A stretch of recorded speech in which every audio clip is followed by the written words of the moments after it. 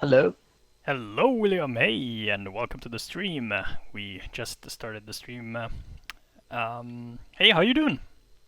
Fine, I guess. As you can see, rewriting my professional storytelling. Brilliant. Did you see there's a new patch out today, as of Yes, today? I've seen you frantically updating the game, which is great. Yeah, brilliant. We've been working hard at making I mean, changes. especially there were no updates in a while, so seeing two updates like in 1 day. Wow, something is happening. A patch Yes, is yes, we coming. made we I made. can see on the horizon the patch is coming, and on the dawn of the third day, the patch notes appear and save the. Oh, anyway. Yeah, and also today, Hello! It's always nice to see new faces beside. Enjoy! Mervin interrupted me there. We're gonna be playing a multiplayer game with Bojack. Yay! Yeah, so I'll be sending Bojack a little code, and he challenged me. He told me I owed him a game, and I did. So this is gonna be a lot of fun. He has requested to play the Soviet Union, so I think he has something up his sleeve, ladies and gentlemen. You think I'll manage as the U.S.? I mean, it's probably a new interpretation I mean, of Bojack is some sneaky. law. He's sneaky though. I've played against him a few times, and he is good. He is. You can't simply ignore him. Let's see what sort of start we got here. I got quite a few focuses, and of course, when we start up the game here, we have a chance to look at the focuses, and since I don't think Bojack will be listening in, I'll take you through a little bit. I mean, obviously, there are the Soviets have three focuses they can pick between: the Middle East, Central America here, but that only gives him 3 turns, and then Eastern Europe, providing him 6 turns. So I'm guessing he's gonna pick one of these three. If he selects the urgent one, which is the Central American one, he can actually do that one and then select the second one. Oh, he did select that. Latin American Reds. Let's see what this provides him. Soviets gain 1 people at the end of this focus. If the Soviets are leading in VP, then they also gain 3 influence. Okay, so do not provide the Soviets with VP. In Central America, William, Central America and the Reds, they're coming again. Ah, yes, the time to smuggle weapons again and make some people disappear while trafficking drugs. Yet nothing can go wrong. Nothing can go wrong. Indeed, indeed. Um, I began by disarming, by the way. Let me give the rationale for that. So, why I disarmed here is because there's nothing to attack, and I could have used this opportunity to do an attack elsewhere, but basically this gives me an opportunity to build up some forces, and not necessarily in Central America. So let's have a little look and see what Bojack might be going for. There have been a few balancing elements also added. Just to mention it, in this patch that's out, it's just a small patch, but there have been some fixes in the game in terms of balancing. Oh, he's going for the long-term game with the Soviets. economic expansion. And pillar of Asian communism. Sub-Saharan Africa, hey, look at that! We were talking about Indochina, and Ho Chi Minh is making the pillar of... He's taking over Sri Lanka. Pillar of, becoming the pillar of communism. Well, he kind of is already. So coming back to the balancing, I shall not digress. The one of the main elements balanced in this particular patch have been around also the West German Alpine zone. So we've done some further balancing and tweaks of the Wirtschaftswunder decision chains created for that. And in this case, granting a little bit more government for the Soviets when the US acts, in particular when the German-Polish border needs to be set. So there's a dispute around that. Okay, let's see. We can actually buy a unit if we wanted to. We have quite a bit of finance. And after this quick focus, we need to select the focus ourselves. And we could go to select America's Playground, gain influence in Central America, and set finance and leads to 1. So,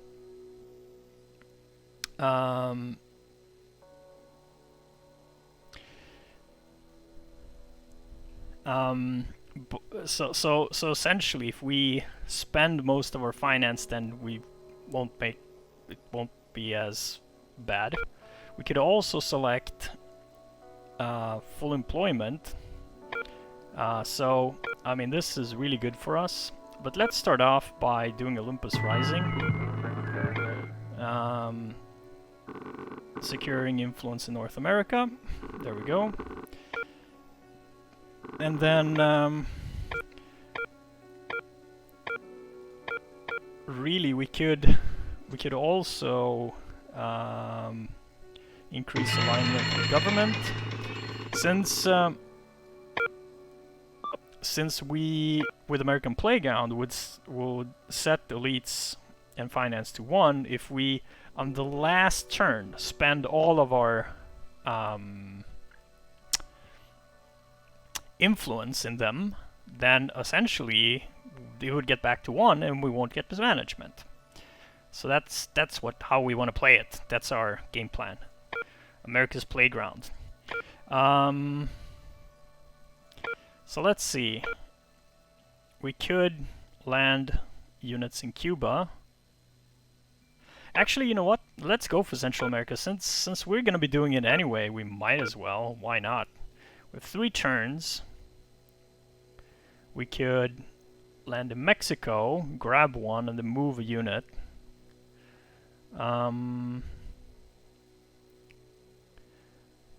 Or we'll land in Cuba, grab Cuba,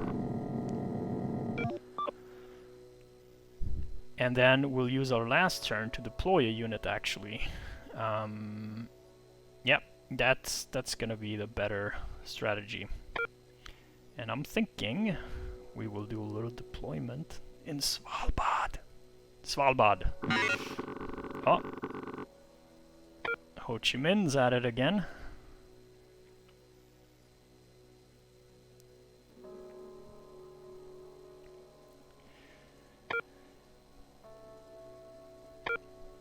In terms of strategy, South Asia for the Soviets is a very good place to begin because you can overwhelm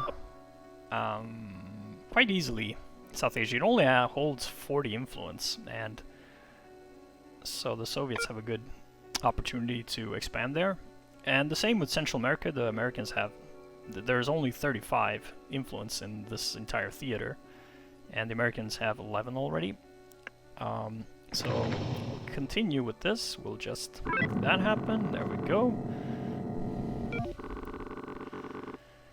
Cuba is ours. Celebrate, William! Cuba is finally American.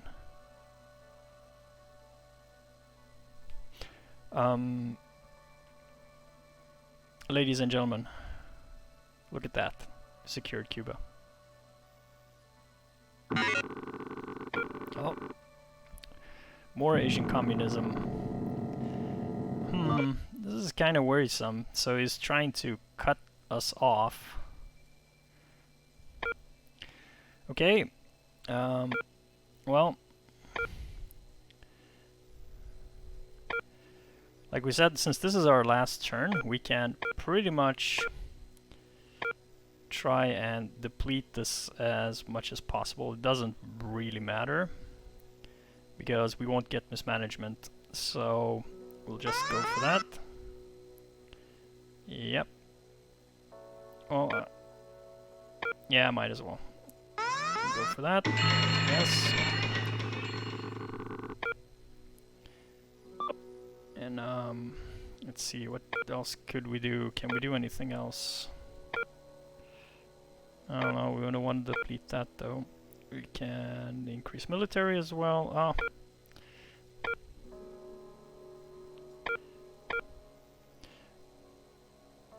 Yeah, might as well. Okay, let's enact that too. There we go. And we'll grab our little unit here. Well, from Cuba. And instead, we'll do a quick deployment into Svalbard. There we go. And we get to choose, and we select this playground, and we will disarm. Disarmament.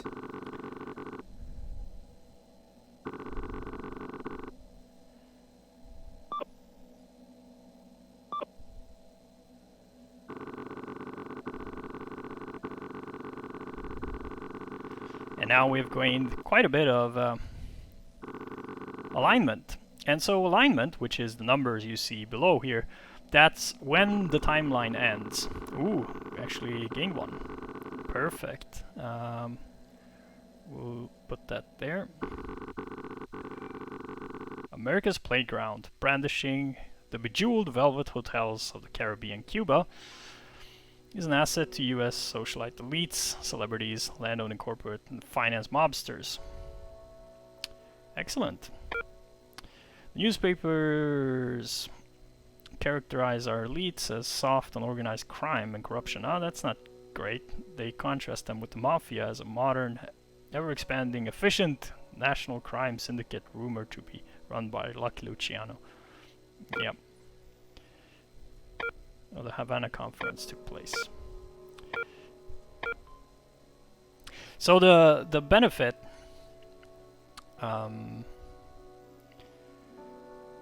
of alignment is that when the timeline ends, so each timeline is 5 years, and as we deplete all of the focuses, the timeline will end.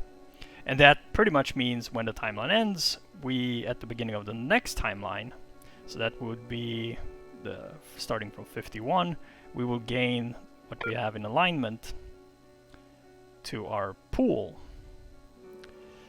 Okay, so let's see. We have depleted people and government, so there we will potentially gain mismanagement issues, but should be fine. What we will do though is now we can deploy with 3 turns, so if we deploy one, actually let's deploy here. Discontent among people is boiling over. Yeah, kinda knew that. And government as well. Yeah, we depleted all their interest, so what you get is sort of this mismanagement thing. As the interests down at the corner here, this is your domestic politics, and the goal of this is, as these tiny arrows kind of point out, you should keep these bars somewhat in the middle. You don't want to ever deplete or max out the interests in your country, because each one of these represent 5 main interest holders in your country. So you have, the first one is finance, then the people, elites, military, and government. Rising anger. Reporting and stoking resentment against authorities. Okay, but we can launch an inquiry and gain a little people, sacrificing victory points. We didn't want to do this last time because, as we saw, the previous focus, which the Soviets had, was if they gained VP, then if they had a lead in VP, then they would get bonus influence. But now that focus is gone, and we played America's Playground instead. Okay, so we can use this. There we go.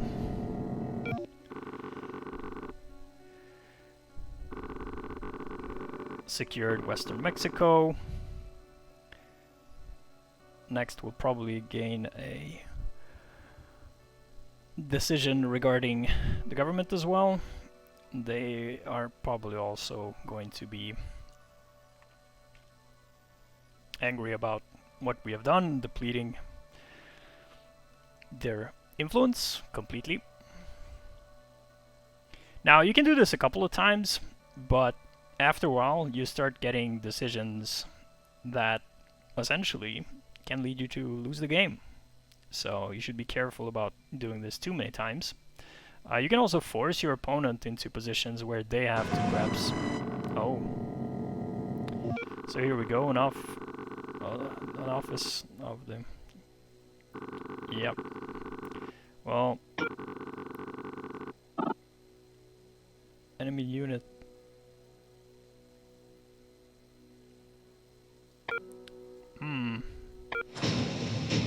That's not good. We've been kind of neglecting to see that. Look at that, an invasion force. Okay, let's pull out our fighters. We don't want to risk them. And we'll use our little carrier and...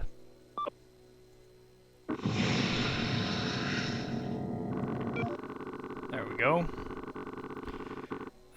So we did a carrier strike against his surface fleet, which means that that surface fleet now has to reorganize for 8 more turns, and we will be able to eventually destroy it. But yeah, he gained quite a bit of victory points by destroying. We had a submarine there. Ho Chi Minh is gone. It's good. It's good for us. It's going to be a new focus selection. We'll see what he selects. So after we both select the focus, then all the remaining focuses, they lose 3 turns, and we get a new round of selection. So it looks like we're moving to the Middle East. Gain 3 influence in Egypt, 1 influence in the Levantian zone, and gain 1 government. That's really good. And we gain 3 government.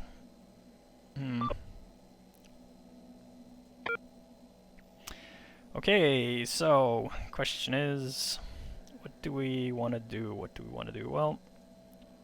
Disarmament. We'll disarm, get the British mandate. For the Soviets get the British mandate. We'll see if we also get that. But if it is, we can, if we want to, deploy Ben Gurion now. Oh, they capture Egypt. Well, that's unfortunate.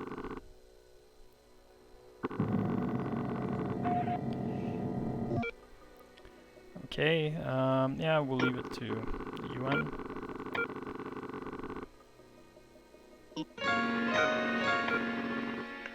We recruit good old Ben, and then, yeah, we'll just use his power. Consolidate 1. There we go.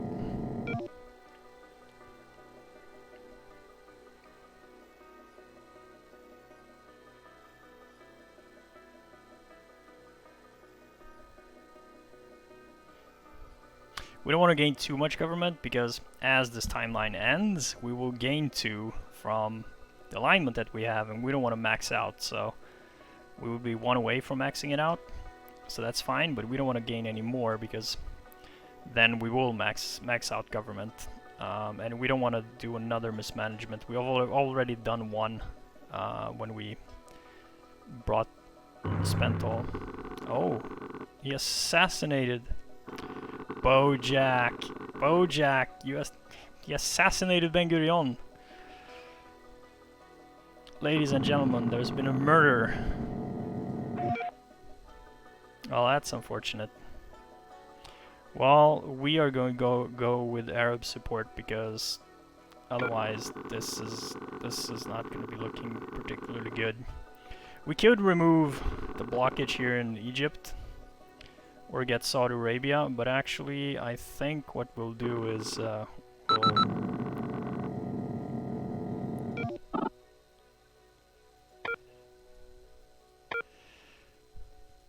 many turns left? 3.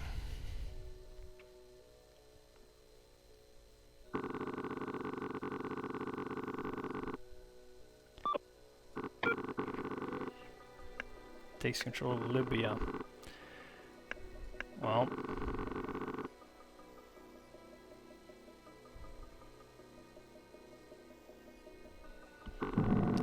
aggressive play here. And this is actually good. We can reduce government by 1. Or we can reprimand them and gain an extra turn. Yep. We'll reduce government by 1. So 2 more turns. Would be good to destroy that unit. So I think even though we get the mismanagement, I think it might be worth it just to destroy his surface fleet. Let's go for that. There we go, Luck Luciano goes into exile. We destroy that surface fleet. Bring the victory back. Points back up. Nice.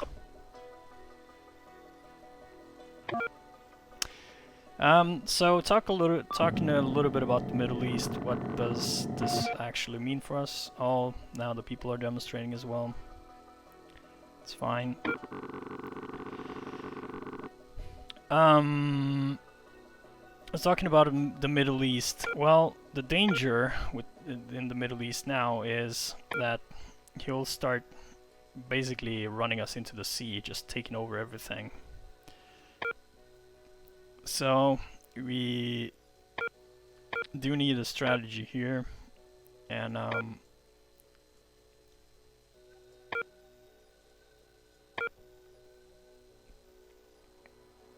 think it can be wise to look at what focuses we can select next. So we will also select a focus. So here we can gain 1 military alignment. This is in South America, and this is also in South America. Gain finance and influence in South America for every 3 unlit doomsday. Well, that should be pretty good. We can gain finance. But of course the problem with this one is that we don't really control Iran, Iraq, or any of these in the Middle East. We only control the Moroccan Western Saharian zone, and provides nothing for that.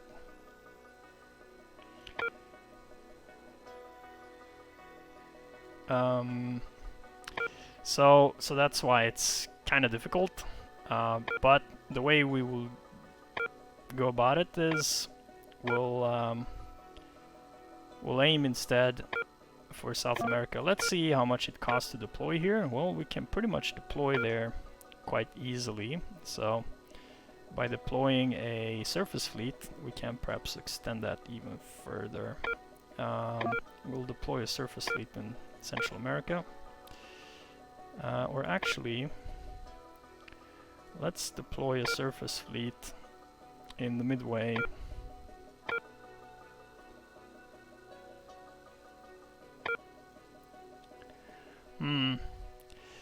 Do we want to go into East Asia? Because then we should deploy in Midway. Or do we actually want to go to Europe? You know what? We'll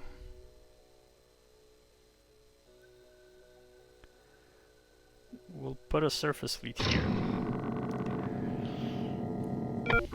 And then we'll go for the dutiful junta. There we are. Disarmament. We gained our military alignment. Why we're gathering alignment is because he also has been gathering some alignment, so I think he might be aiming for a long-term game, and so for us, we need to catch up in the long-term game by also gaining influence politically in the US. We have policies in South America, anti-communist programs, but we need a fleet for that. For the Rio Treaty, we need government alignment to be at least 3, so if we increase this even 1 more, then we can reduce finance and gain influence for each one region with a presence, so that would be really good. As long as we gather some presence there. So let's start deploying some units, because now, since we deploy the surface fleet in North America here,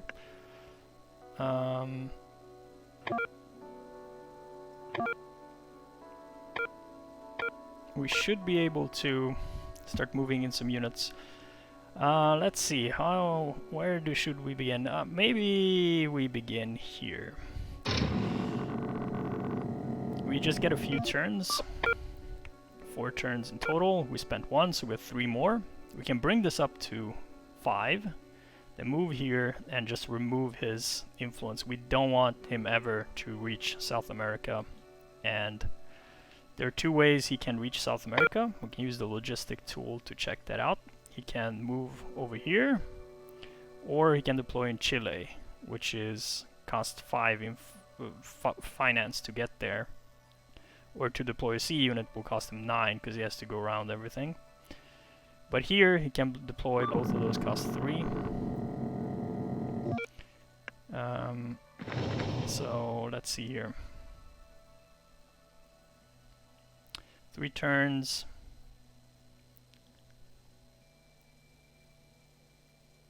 Let's bring that up to 5. Just have to see if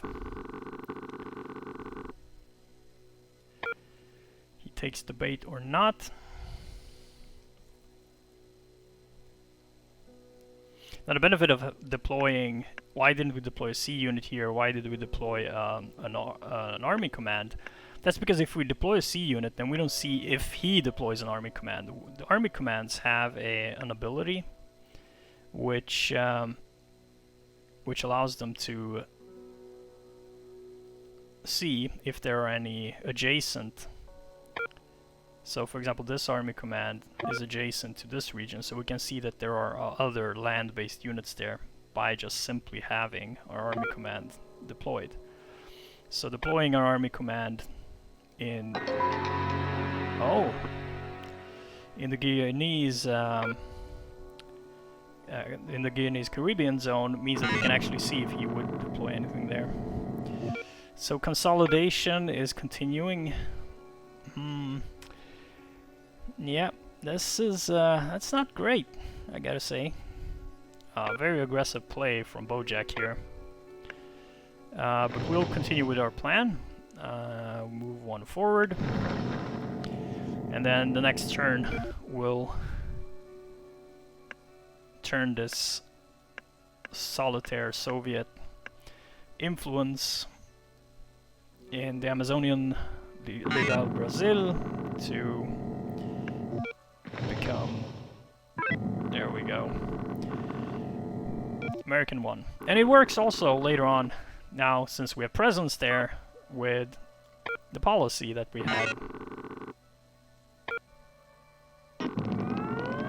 New timeline.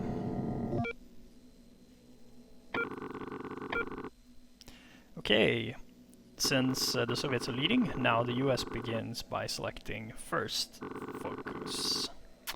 We can invert our people. That would be pretty good. What else do we have? Gain to influence in Angola. Declare war. No. Gain. So this is not. This is probably not that good at this point. Maybe later on. South America. Gain 1 influence and 1 influence in South America for every 3 unlit Doomsday.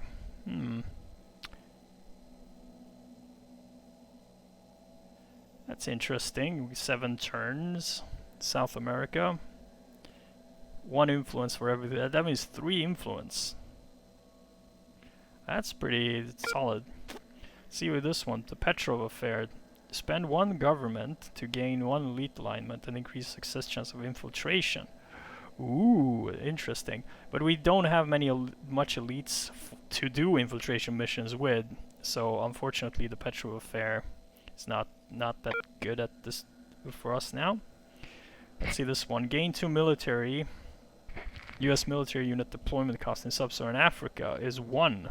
This is really good. You can do that one. Ooh. Yeah, but there's no way for us to reach there.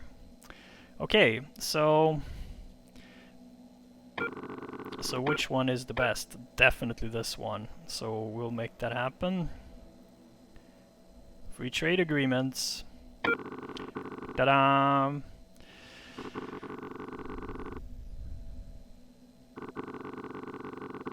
And there we go. We even gained we even gained control in Ecuador. Disarmament.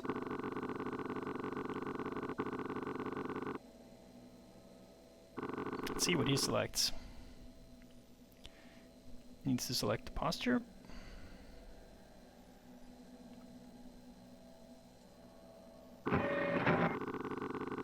Yeah, so we got a mutual disarmament.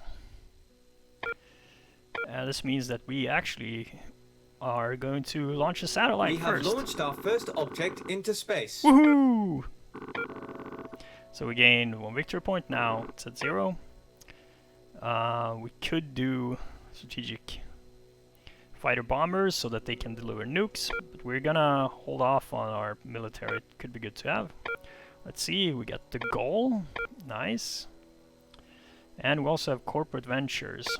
So reduce people alignment by 1 to gain 8 victory points. Nice. Okay, that can be good late game. So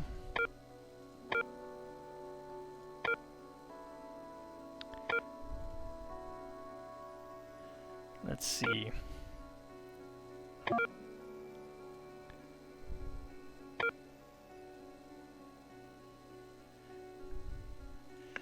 I think I'm gonna just remove that. Don't want to risk getting attacked by some submarine.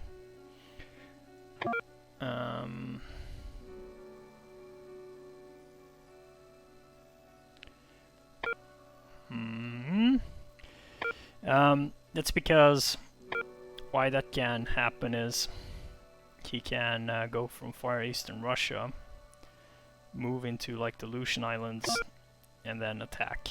So we don't want that to happen, but we want to keep our forces here. But now we get a disarmament, so he can't declare any war zones. And I think what we want to be doing is we want to be expanding further our buffer and just capturing as much as we can of. Let's see actually how regarding our nukes. Should probably rebase one of our bombers as well, so we can reach a little bit more of Soviet territory just in case at some point. But okay, we have 7 turns, so we can begin by deploying.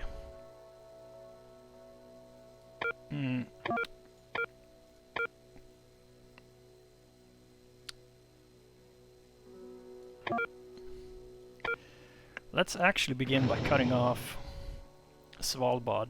If we do this, it means that there's no logistics line coming, to Chile. You can't move out through here. So South America is secured. He will have a tough time reaching South America in general because of this. And it means we can capitalize on that and start deploying units here, moving across South America, capturing as much as we simply can in the process. Let's see. Naval fleet in Guyanese Caribbean zone. Yeah. So here we deploy a naval fleet, and then it said we needed to also have. Oh, well, let's pursue this. Actually, it might be good for us to do so. So when you pursue a policy, it gets added up here, so we can switch between the focus and the pursuing policy. So what do we need? We need a naval fleet here and land or air command in Central Sul Brazil. So we need to get over here. Yeah, that should be fine.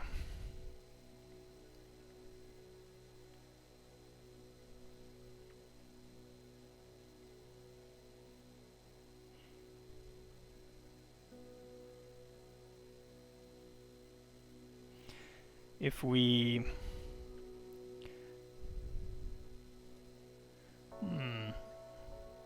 if we strategize here a little bit,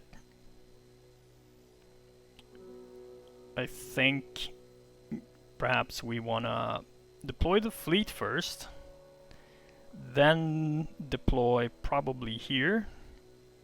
So that will take us one turn to deploy the fleet, one turn to deploy the army command, one turn to move the army command, so that's 3 turns. And as soon as we've done that, well, yeah, we might want to also increase influence here. So that's 4 turns. Maybe even move over here, increase influence here as well. So move, that's 5, 6, and then.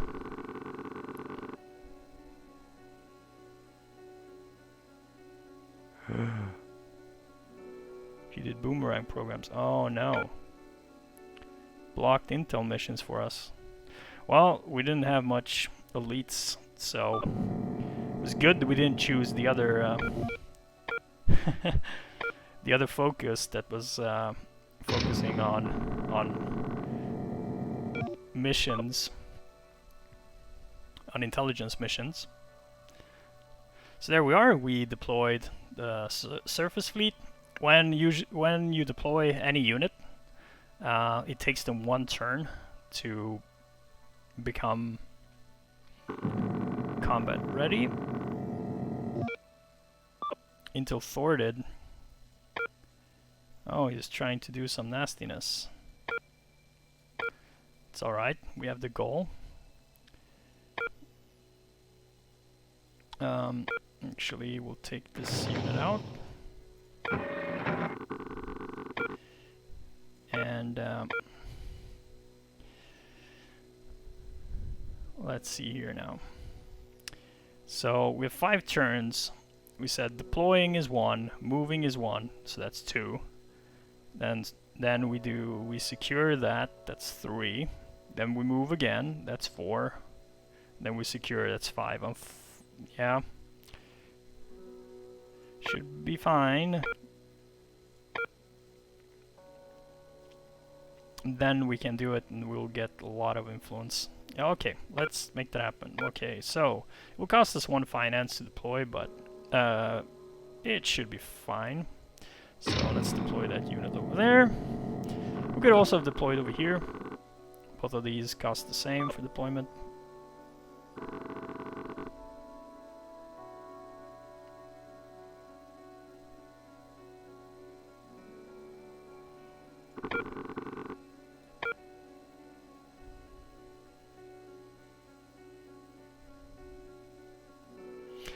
Oh, it's in controlled. Yeah. So actually, since that isn't controlled, it's not. Yep. Then no, we have to recalculate here. This is the one that gives it where that's presence. Actually, the anti-communist program is where we have control. But that's fine, because then we'll do... we'll secure this one to gain control, and secure that one to gain control, and we'll still have... So this will take 1 turn, then we'll have 3 turns left. Move, that's 2 turns, and then, yeah, it should be fine. So let's make that happen. There we go. And then we'll move this unit over there. Secure Nordest Brazil.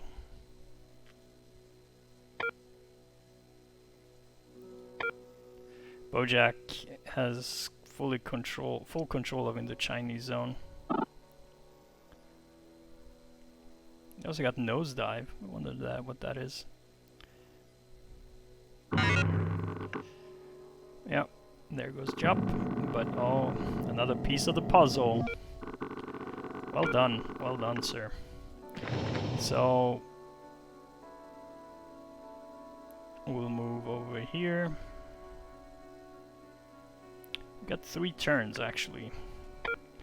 Moving 1, doing 1. Could try a false flag, there's a 40% chance. But yeah, I would get mismanagement with deletes. Not worth it. I reckon.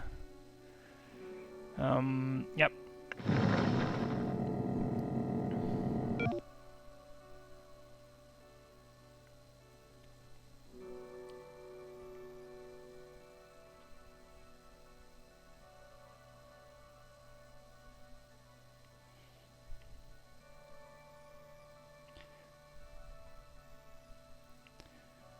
So we'll secure one, and on the last turn we'll move it to Centro-Sul Brazil.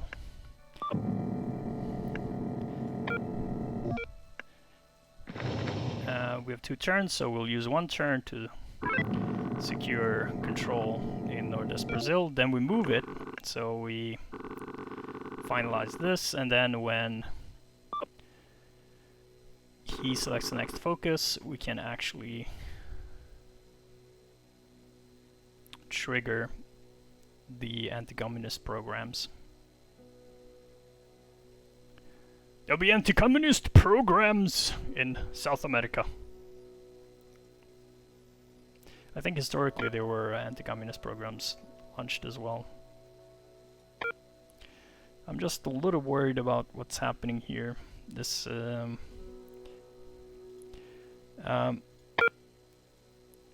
still have a way in, but yeah, look at that thin line to get into Pakistan. So to get to Pakistan, we just have this thin line. Costly as well. Okay, 1 more turn. We'll use that to move the unit here, because if we don't move it this turn, and there's a new focus selected, which is not South America, then it will cost us 1 people power to actually move. So we'll make that happen. There we go.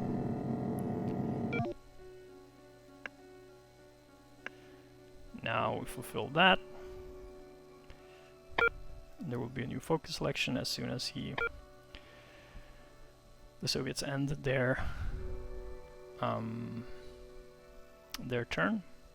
The benefit of this is I think he has a hard time to reach South America with his nukes, so we should be in a decent position. Although we get a lot of people backlash if we would launch a nuclear war. Because when you launch a nuclear war, the victory points that you get are calculated by first looking at the current score, and we're tied at 0. Then looking at how much influence actually survives. So you gain 1 for each influence that survives. Then we have the people backlash, and in this case, obviously, my own American citizens would not appreciate the fact that I just launched into a nuclear war with no reason whatsoever. So the more influence the more interest I have with the people, the lower is the backlash. That's why it's so high now, because I have very low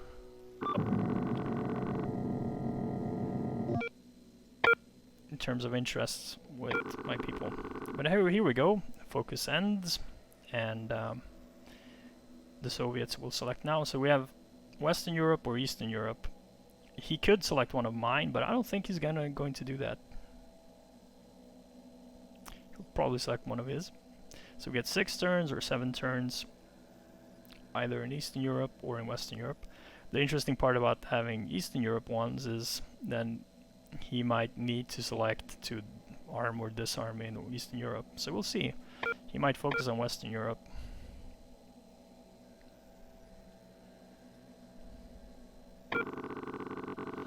Oh! Ladies and gentlemen, look at that. Hey, Cleveland! Hello and welcome to the stream. How are you doing today?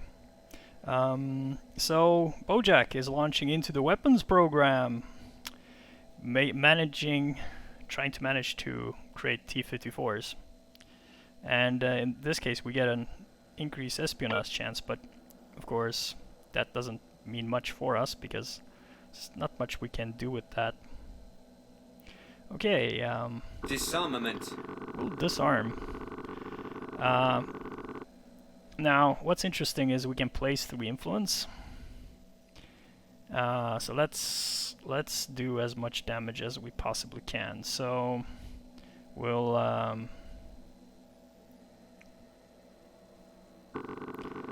disrupt.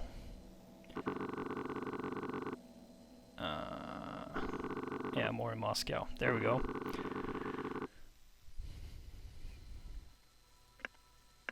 So Moscow and the Urals. This also impacts his logistics. So maybe we increased a little bit his logistics cost. Not much, but it's the little things that count.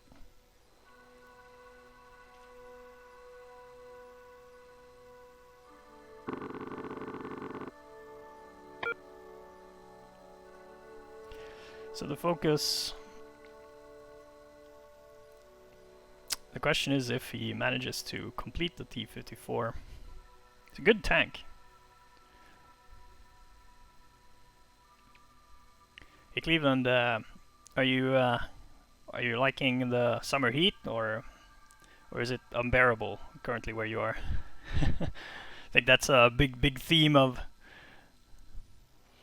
this summer, the incredible heat. Which, of course, have some incredible heat here in the game as well. So here we have the world overview, and as you see, there's a growing orange here in South Asia. Worryingly growing. Cleveland saying it's fine in the air conditioning. Brilliant. Yeah, the Middle East also had some play here. The Soviets moving all the way up to Libya. Gaddafi must be proud. Oh, look at that. So, as he is doing the T-54, we have... don't tell him! But we have some operatives, apparently, from the CIA infiltrating his mission. Let's see here. The Specialized Agent Group is at work. Expect 25% conversion of enemy blueprint to future tanks. Yeah, that's great. So we can get some blueprints. Currently, we can't do any of the choices. We don't have anything to steal yet. He hasn't made any progress. Cleveland's writing that he's on the East Coast, so a little bit milder than everywhere else. But what we are going to do is we can do our communist programs. We could capture Venezuela as well. That would... Could maybe do a false flag. There's a 40% chance, but we would potentially get mismanagement. Question is, when do we want to actually launch this? Are there any other South American? No.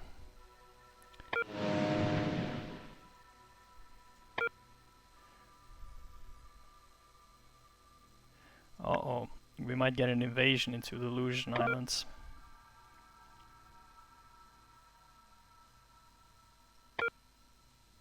Ladies and gentlemen, we might get an invasion into the Aleutian Islands.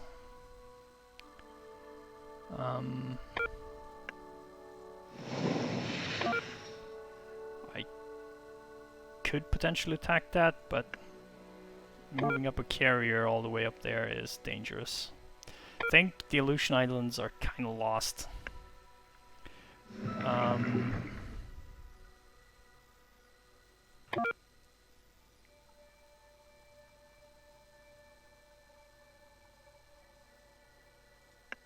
You know what we could do? Yeah, let's do this anyway.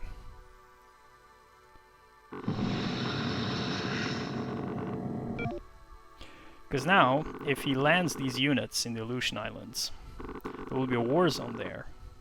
Then we can attack his unit and destroy it. The only thing is, we're kind of risking the carrier.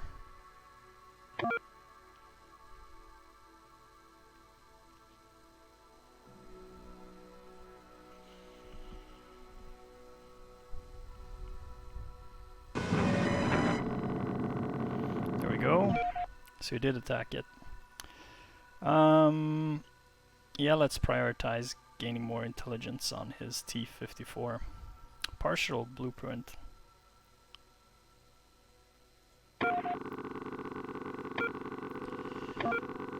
So we can then use our submarine fleet here. Attack the surface fleet to force it to reorganize. That means we can then attack it and destroy it, since he declared a war zone by invading the Aleutian Islands.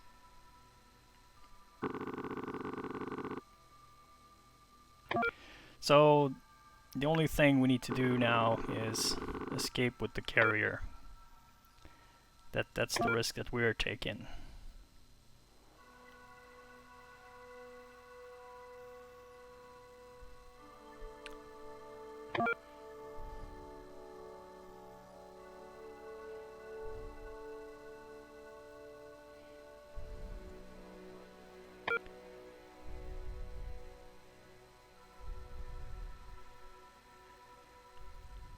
Well, we're leading by 4 VP, so that's solid as well. We still have the policy that we're pursuing.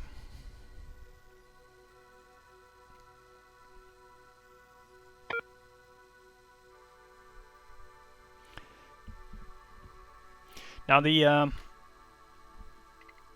Cleveland, you see the play I did in South America. That's where the U.S. currently is strong. I selected here to continue to spy on his program. Maybe we can get some of that converted into.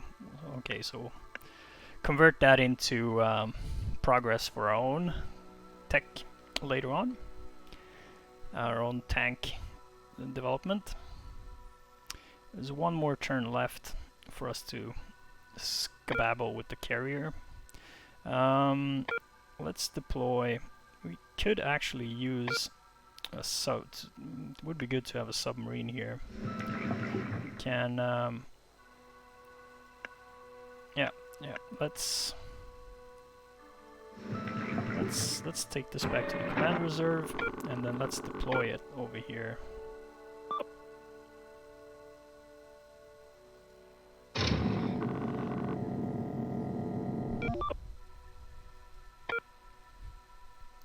The reason is we want to destroy his surface fleet with another unit than the carrier, because if we would have attacked with a carrier, then we have a carrier in the war zone, potentially, possibly getting attacked. So the first thing we're gonna do is we're gonna send that back to base. There we go. Back to the reserve, and then we go to North America and we take our submarine and we sink his surface fleet. There we go. we gain the victory points for that, and if he now sinks our submarine fleet, then we won't lose as many victory points and we will have saved our carrier.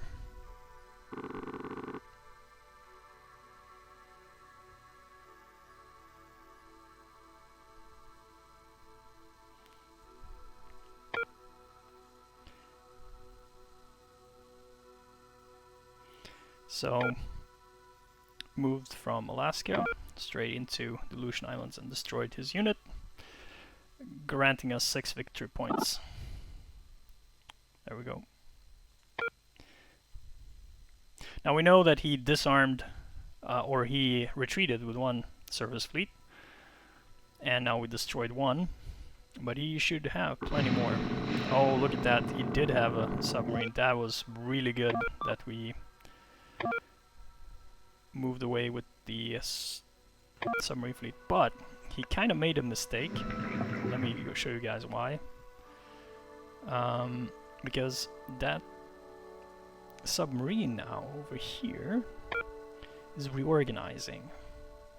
That means if we can get the submarine up to the Arctic and attack down here, we can't do it now because we have disarmed, but if we arm in the next focus, we can attack it. So we're gonna take our Canadian submarine fleet here.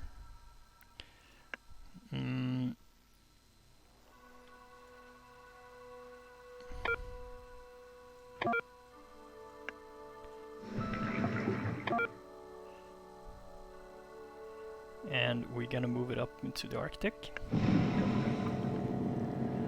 and just position that for an attack. Because that means we can declare a war zone in Far Eastern Russia, destroy the submarine fleet. It's 7 more turns. 7 more turns. Now it disappears because my submarine fleet and his submarine fleet are both reorganizing. And you can only see this if you have an adjacent unit, and you can't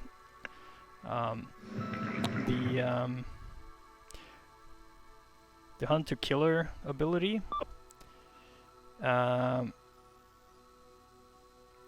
only works from non-Arctic regions. So whenever not reorganizing, so this one is reorganizing, detect and identify sea units in the adjacent Arctic. That's why this submarine cannot detect his submarine over there, but we know that it's there and he can't remove it. So we have 1 more turn left. Fortunately, we won't be securing any of his blueprints. That would have been good otherwise.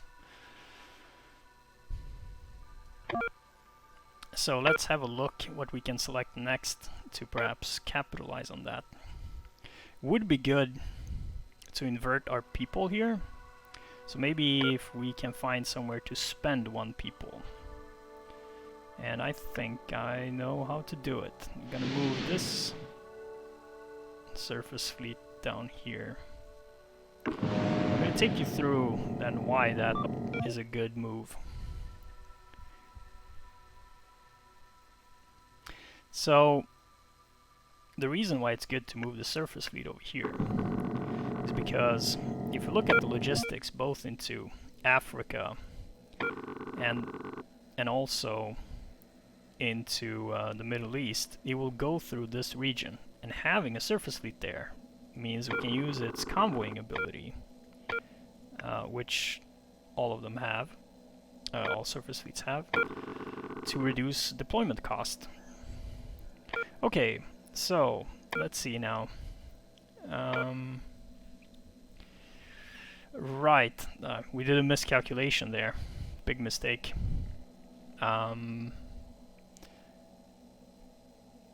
We had actually selected already. Yeah, we began the whole affair, so that focus is no longer available. Okay, so let's see what we select instead. Then maybe we should go for Sub-Saharan Africa. We have 2 choices. Gain 2 influence in Angola. What's Angola like? Oh, that's Angola would be neutral. And 1 elites. Declare war zone in Angola. Or gain 2 military. Gain 1 and we can deploy for 1. This is actually really good, because then we can essentially deploy for 1 everywhere. But then we might... Okay, let's go for this. And we want to Disarmament. I think would be best.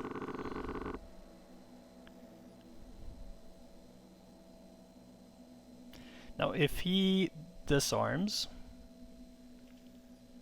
then the doomsday clock is gonna go down to 0 again.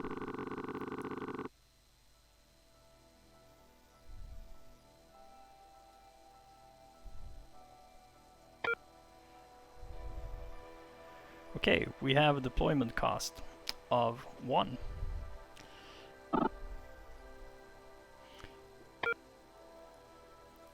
Excellent.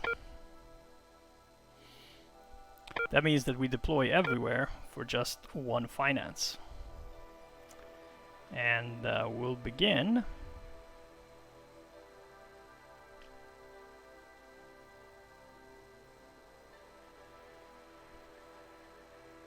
by deploying over here.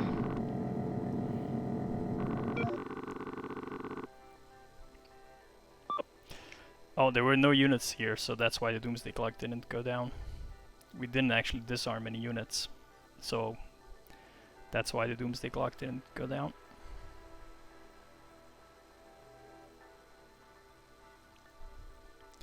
I forgot that we don't have any units in Sub-Saharan Africa.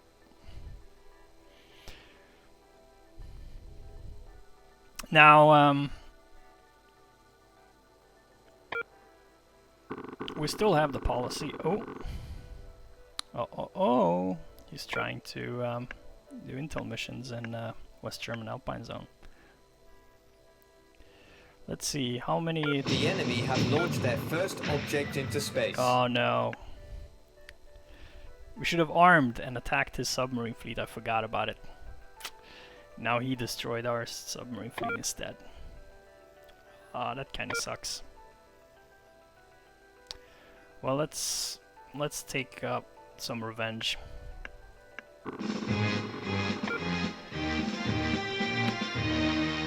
Oh, and Nasser arrives, and Pan-Arabism arrives. Oh, this is a tough turn for us.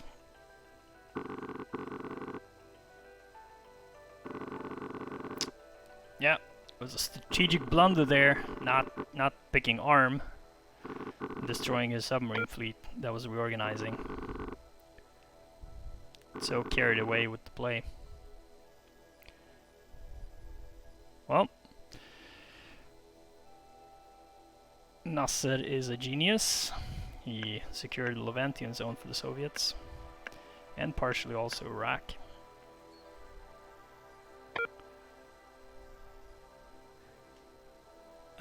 So why you want to deploy an army command in Kenya, here in the African Great Lakes Zone, is because here now it borders almost all of his regions. So if he deploys anything, any land unit, we will see it and we will destroy it.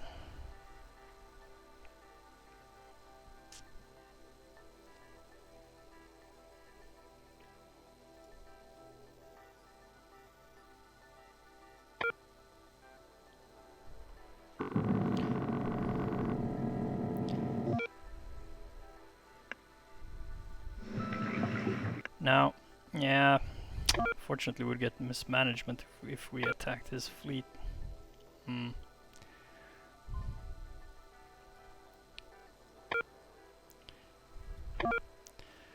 Well, let's then do something else. So let's begin by implementing an elite policy.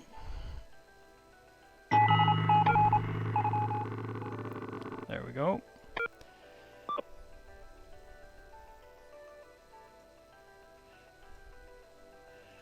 Also, we do want to implement a military policy as well.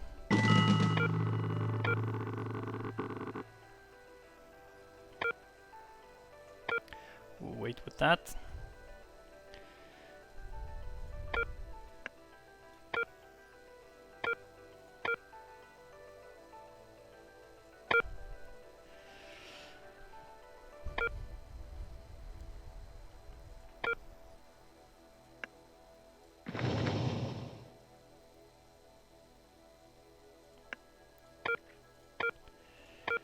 Put out another unit, and it's gonna be right over here.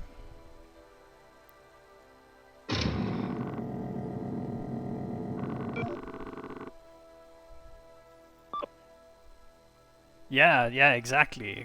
Good point, Cleveland. Capturing Somalia will.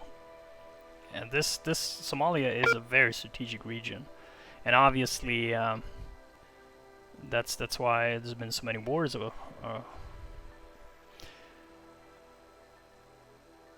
in Somalia.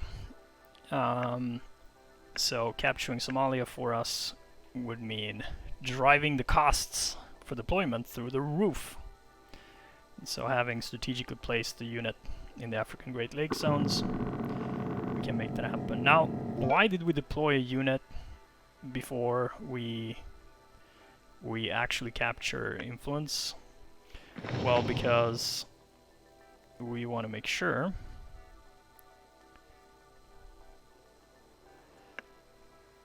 we know if he deploys any unit in these ones, so we want to make sure that we don't let him know where our units are. And if he now attacks in Namibia, we still have a chance to do something else with our other unit. Because if he attacks Namibia, say he has an air unit somewhere, the only place it could be is Madagascar, but we'll know about it. And if he declares then a war zone by attacking into Namibia, then we would know. And also it means we cannot use our forces in Namibia to branch out, but we have not captured the African Great Lakes zones, so you can't declare a war zone there, since we don't have control. War zones can only be declared where your opposing player has control, and we currently don't. So it means that with this unit we can withdraw if we need to say here to Rhodesian Botswana zone, in case we would lose 2 battles.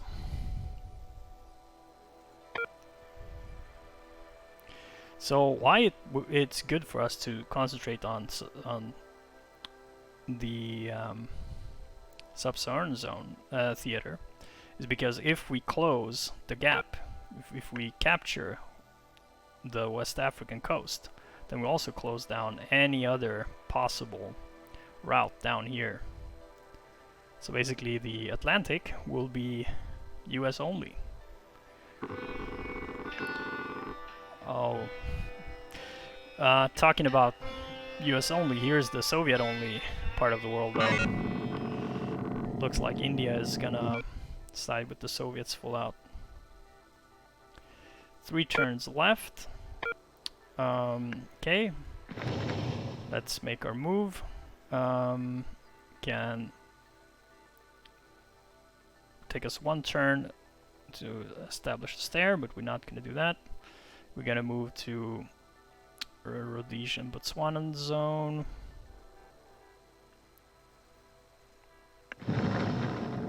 Then we're going to establish control there as well.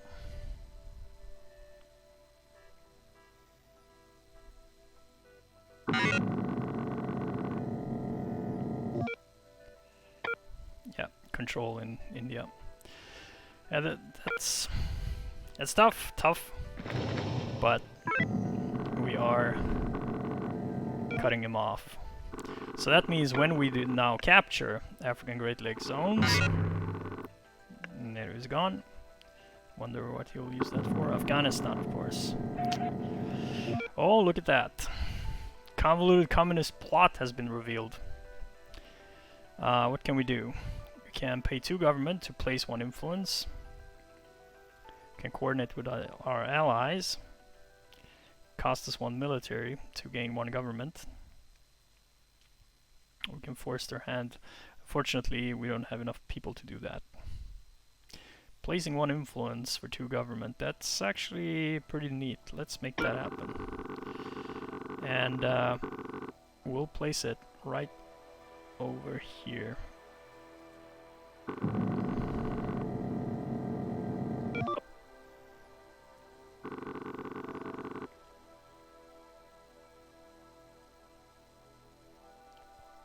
Now, why I'm placing it there is so when we land troops in the Mauritian Senegalese zone and we move into the Malian Nigerian zone, we can, by just simply doing 1 securing with an army command, capture it and have full control. The benefit of having Nasser. Hey, Lightning Lord. Yeah, Lightning Lord writes, how goes the shiny red button game? Yeah, no nuclear war or anything. We're just, we're focusing on 2 different parts of the world. Bojack has been, basically, well, the Aleutian Island play happened, and then he's been capturing South Asia, whilst I have cut off everything in Latin America, or particularly in South America, and now I'm expanding to the south here in the Sub-Saharan African zone, the theater, I mean. But yeah, Nasser is here. Lightning Lord, I think you played this play last as well, capturing Egypt and all. So it was fairly aggressive Soviet play initially. Hey, look at that. And we prevented Kimati from rising in Kenya as well.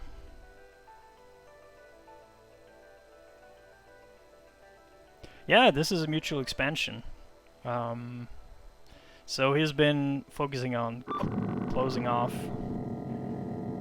deployment into South Asia. So focus selection, Western Europe or Eastern Europe? Well, you can select one of mine as well.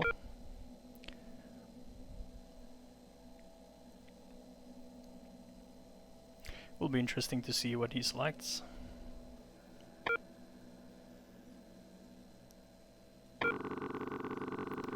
Western Europe. He gains 1 government. Set influence French Belgian zone, Italian zone to 3. Ah, thank you. And but we lose 1 finance alignment, so still, that's pretty neat. Look at that. Question is, do we arm or disarm? Well, pretty obvious. Disarmament. Why we disarm is so we get peace in Northern United Kingdom.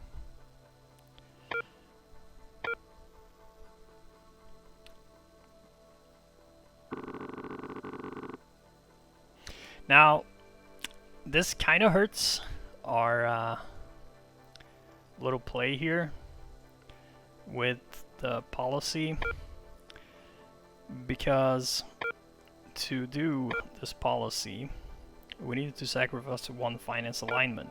We just took that away from us, right, with this focus. So we would not be gaining any finance if we now did that. So we just have to delay that play even further. But now there is definitely a wall coming up here in Europe.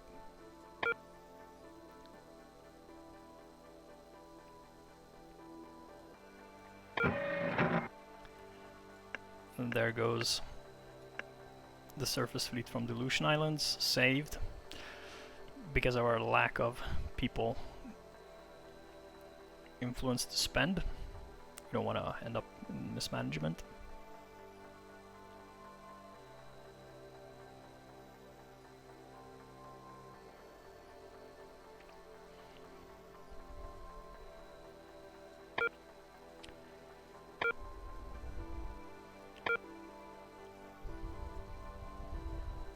Now another benefit of having this unit in the North Atlantic, this surface fleet with convoying ability, is we can now place another surface fleet with convoying ability here in the Mauritian zone, and even deploy then, because it's for free, and then even start deploying into Western Europe for free. So that's all great. We can even positive negotiations. Can gain finance actually here, or government, or an extra turn. Though this will gain us 1 military, not necessarily that good, and we lose the government. So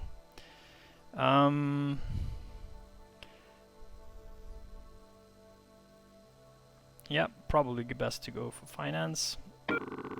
There we go.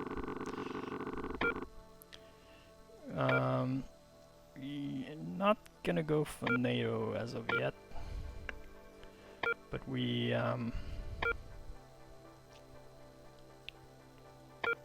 do have the goal.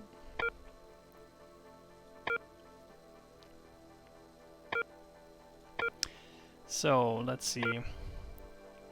Let's make that play. Deploy surface fleet, building our convoying ability. So now we can start deploying into Western Europe without having to pay any finance, since we now have a convoy.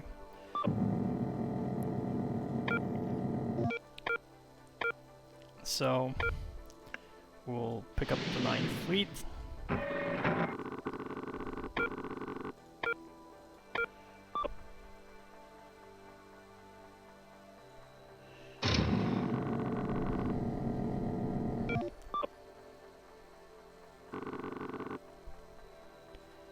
Now this means we can start deploying for free, actually straight into the heart of Western Europe.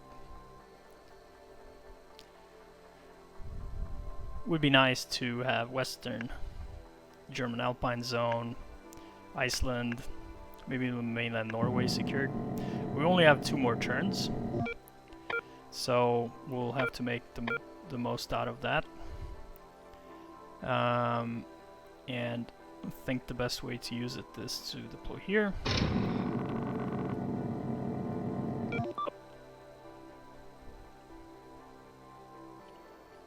We don't know if he has any air units. We could do a recon mission in the Yugoslav-Albanian zone.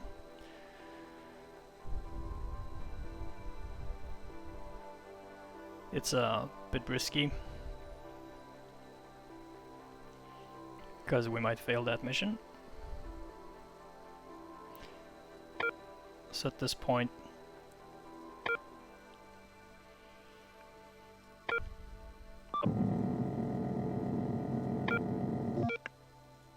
we'll just aim instead to secure Spain. That means we cut off any possibility to get out of the Mediterranean. And hey, look! We can actually do the M60. That's cool. Gain another military alignment. Pretty awesome. See, he also has quite a few choices for focuses to pick between. 2 of them are actually urgent. What else do we have? Oh, this is East Asia. Could actually do that. Or more Sub-Saharan Africa. This could be good. Nice. That could be good. Could be really good. Okay, let's see what he selects.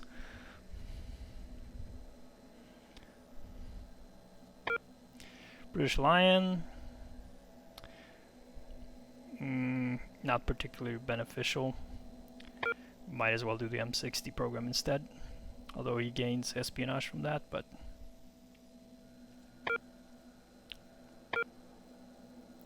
What about this? No, we don't want to do that. Israel. Gain 1 elites. At the end of this focus, if USSR controls the Atlanteans, which it does. Oh boy.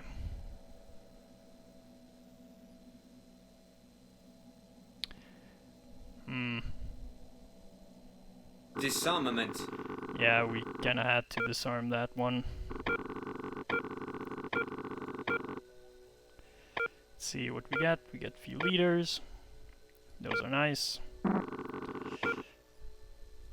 The enemy have launched their first animal into orbit. They beat us too. The enemy have sent their first man into space. Yep. They beat us to space. Now he leads in victory points, so get the next one. Or we can just go full on for this. It's also an option. Sure, Cleveland. Hey, for sure. Just drop a message when... have a great one.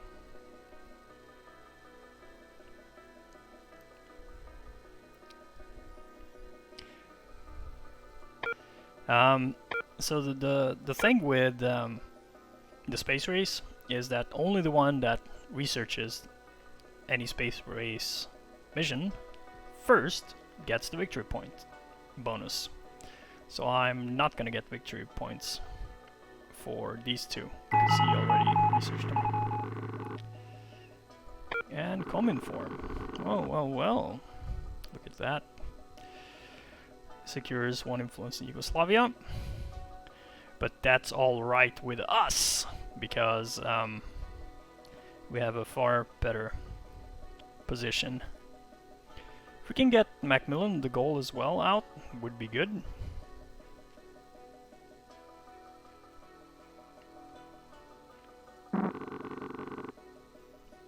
Still Soviet turn.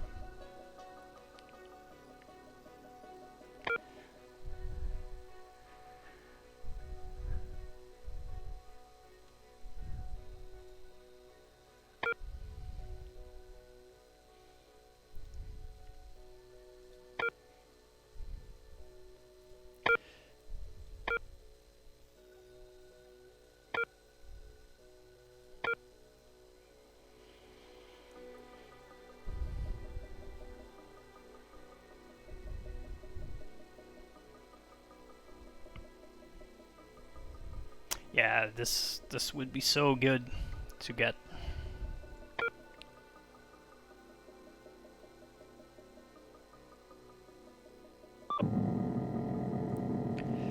Okay, let's see. So we get some Soviet missions. Oh, we get some US missions rather. We could do gold. But let's see, what can we do about this situation over here?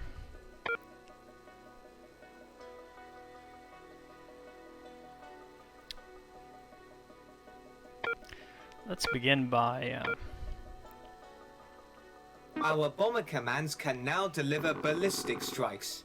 picking up ballistic strikes.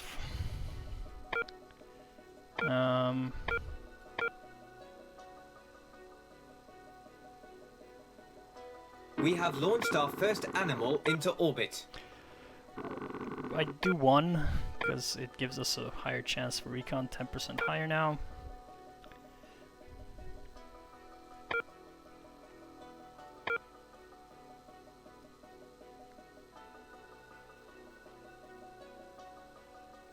Since this is a mutual disarm, it means he can't attack my units in controlled regions.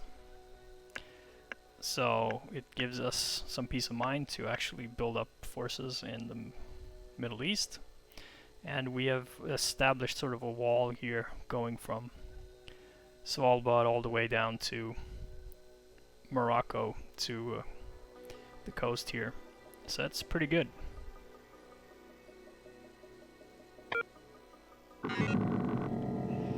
Influence in Iran. Yeah. was to be expected.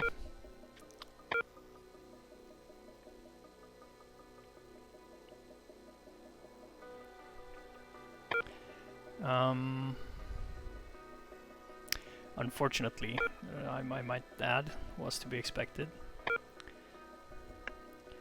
Let's pull this unit back.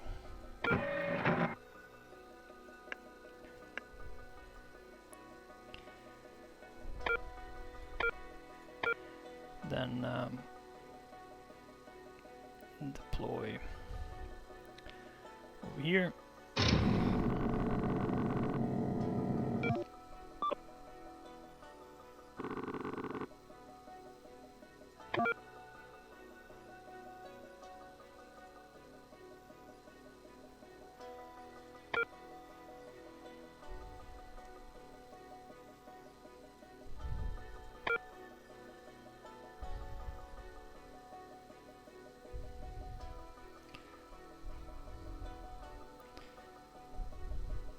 I think we'll also pick up the Marines from Guam.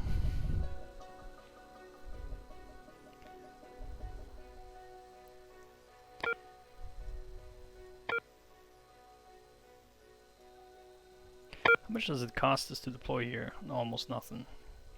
So that's really good. Costs us 1. And there it costs us 2. Excellent. Okay. Soviets are leading by 6 victory points. But we should be able to make some things happen here. We might even try and assassinate Nasser. If we could get that, it would be great. But he is, it's difficult to assassinate him. He has quite a bit of power still. Let's see what the odds are actually for assassinating him. 15%. It's not great. Not great at all, in fact.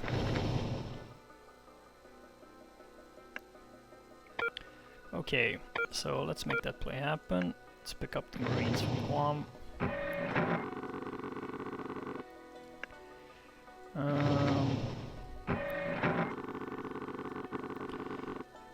We need forces. We need boots on the ground.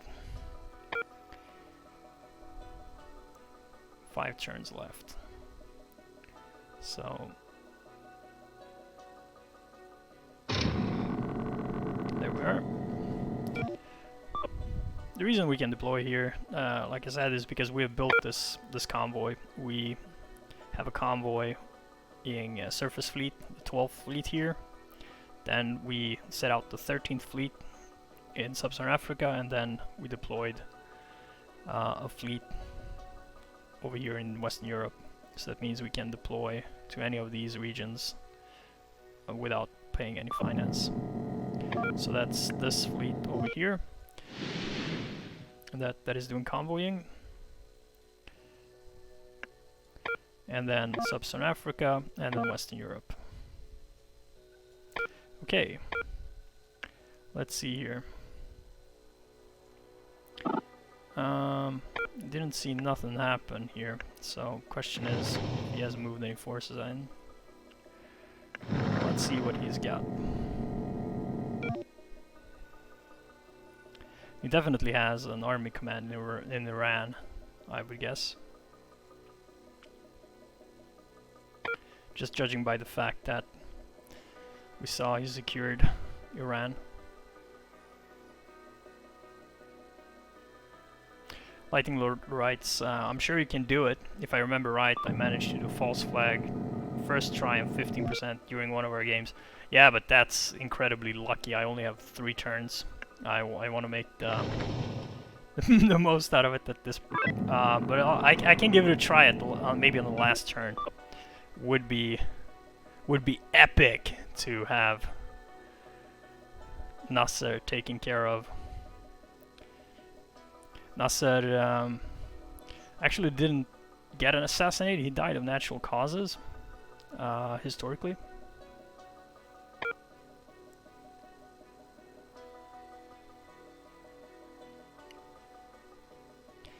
So now he realizes that we actually have a force in southern Algeria, because we just secured. And of course, what he then does is he attacks it. We still have 2 turns left. So we'll do that.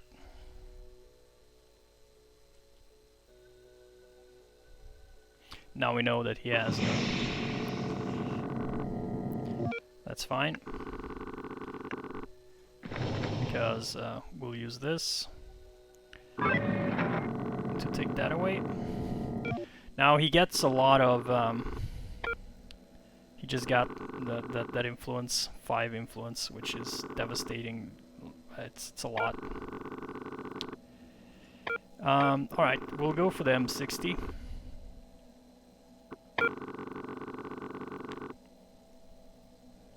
Now this is an interesting one. But actually we will go and select this. Arms race.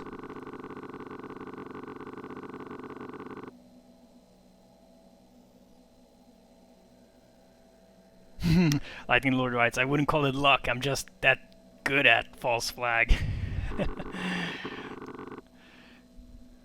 So he takes away Midland and Wake. That's fine. Think we're gonna go with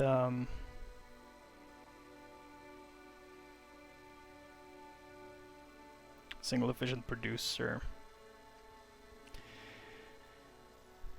We have a little bit of military, but I'm gonna use that for something else. We want to get more military.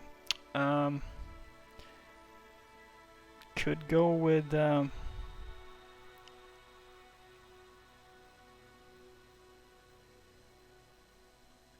let's assign single efficient producer. There we go. So let's make the pattern. 15% is what we gained. We can always see what we got by just clicking into the tank reform and then just hovering over first option. This will only become available when you get 100%, so we get 15% now. Okay. So, first and foremost, let's see here. Does this cause us a problem? No, because we don't have anything in East Asia, so not a problem. This though, yeah, this could be a problem. He can sneak in units North Pacific Ocean, and especially because the illusions are being worked upon, but not yet. He's not there yet. So, besides, we need to restructure some units here. So let's remove a couple of fighters, send them back to the reserve. Let's free up some bombers. We can also send... No, actually, let's keep the carrier. And we do have an army command here that we can use to restore Western Canada if we wanted to.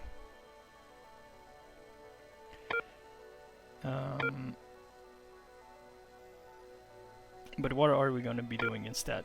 Well, actually, we are going to be moving into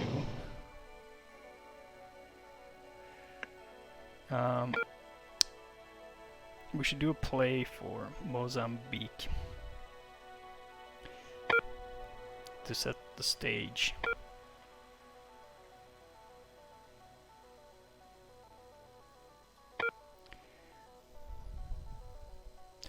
Could use Chombe to actually do that too. I'm gonna do that. Let's make that happen. Bloop. And put it over there.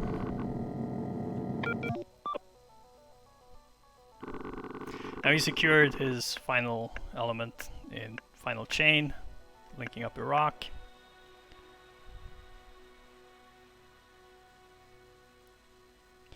But we armed this time, and he disarmed. So he cannot attack anywhere. He cannot attack us anywhere where we have. So in Europe, for example, he can't progress anywhere. So he can't attack anywhere where there are where we have control, but we can. Fifth International, interesting.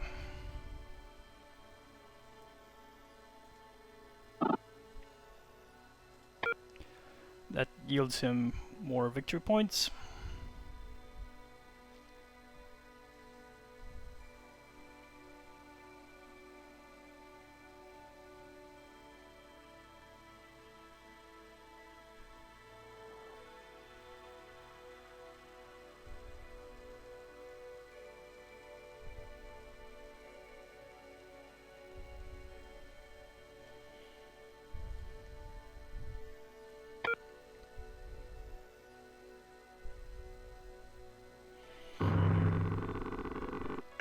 Aw, that's the second assassination. Damn it!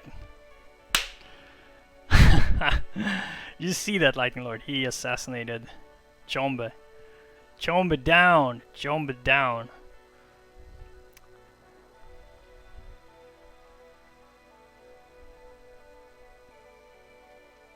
Well, well, well. Let's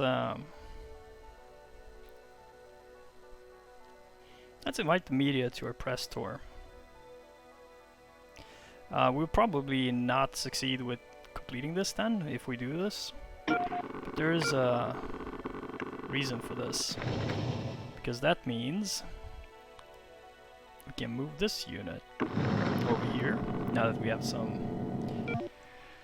Yeah, I know. Lightning Lord is crying. Cry emoji. Gaining one extra people in interest means that we can actually move the 5th Army here, and then we can use that to gain that all crucial influence that we need without getting mismanagement. Oh, he is pieing on my program. Naughty boy.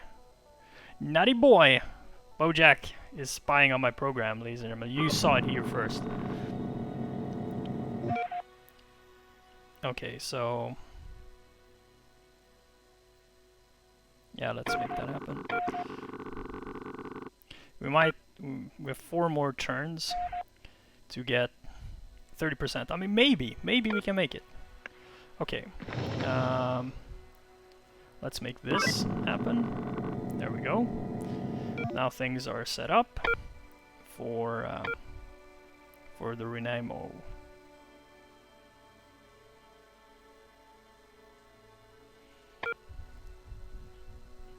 Power play here. And then we need to focus a little bit more on the Middle East. Oh.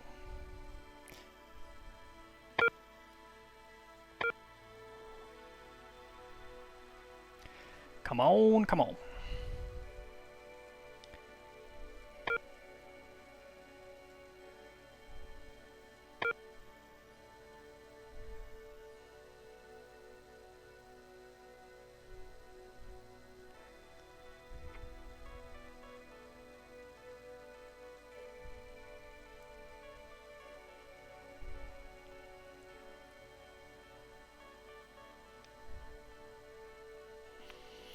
I think the danger is that he also captures Turkey here. Kinda. It's pretty close at linking up all of these areas that he has.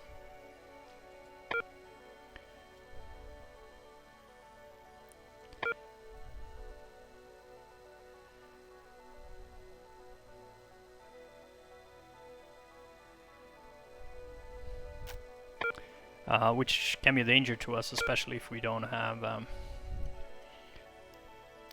enough bomber commands to reach his territories, and currently they're not deployed in a way where that's optimal at all. You can see here, if we switch to the nuclear view here, that there is quite a bit we could do to, in fact, optimize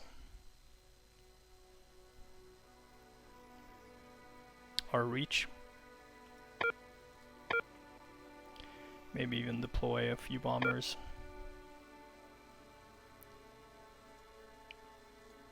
The other path we can go is how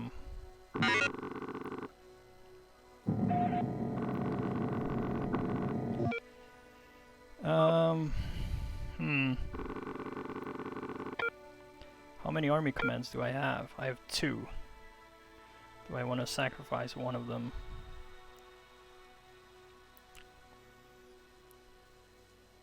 I mean, potentially I could do this and get to 100%, because there's still 3 turns left.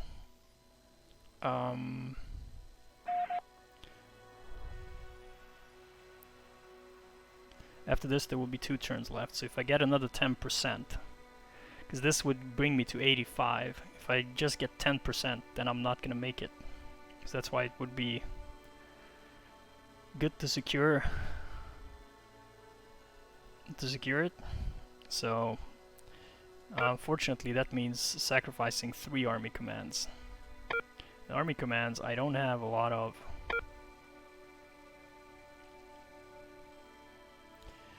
But I can take this one and go to do this. That gets me 5 VP, so I reduce the number of VP back to 8.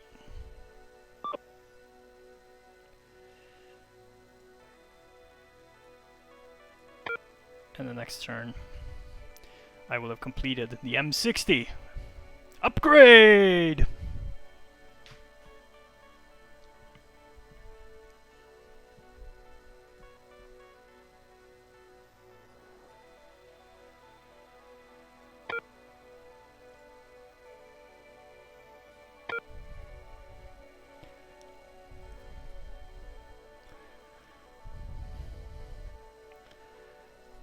It was good that we stole away some progress from his T-54. We want to keep the army command here in eastern United States, just in case he lands units here or something crazy, or anywhere else for that matter. Goes for military expansion.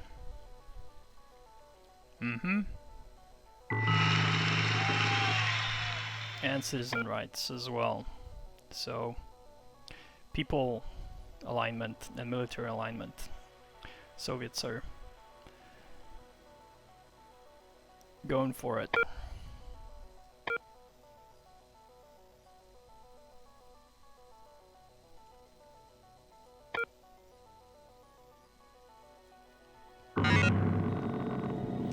Nasser's dead.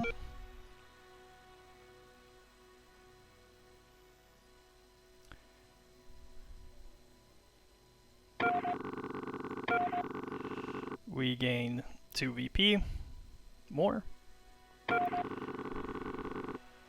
Turret to plant. Nice. Okay, let's see.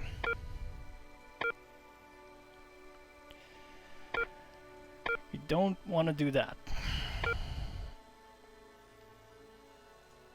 But we do need more of this.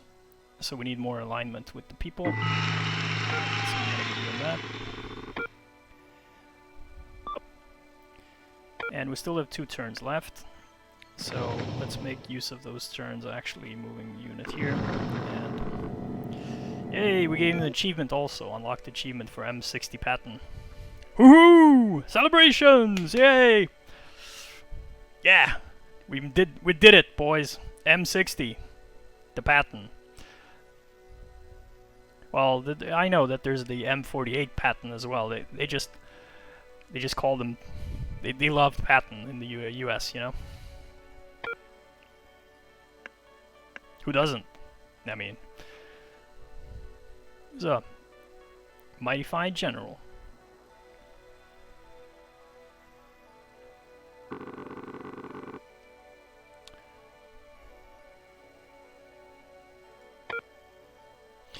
We saw there that the science actually provided us 10%, so if we wouldn't have sacrificed our 3 units, we would probably have not made it.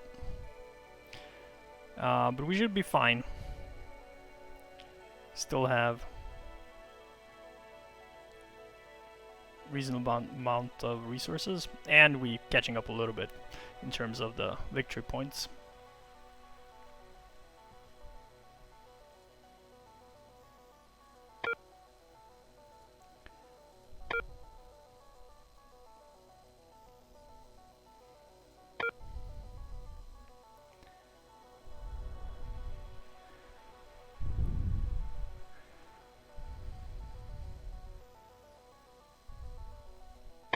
Let's just see here.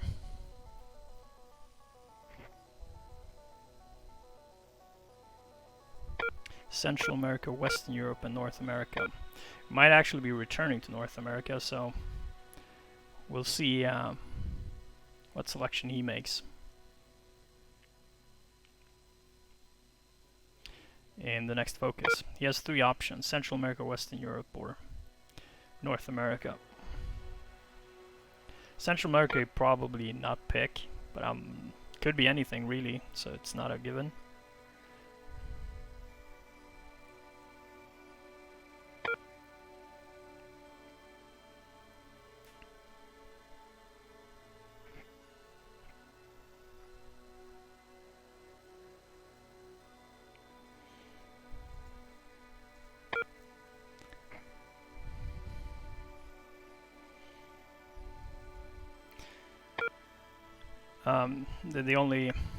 He only needs to link up Afghanistan and Pakistan here, and then he also has pretty much secured South Asia. I mean, he already has kind of.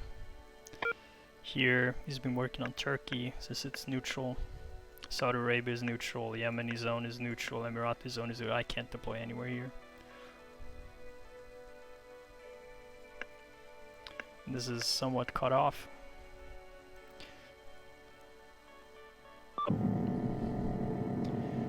So last turn.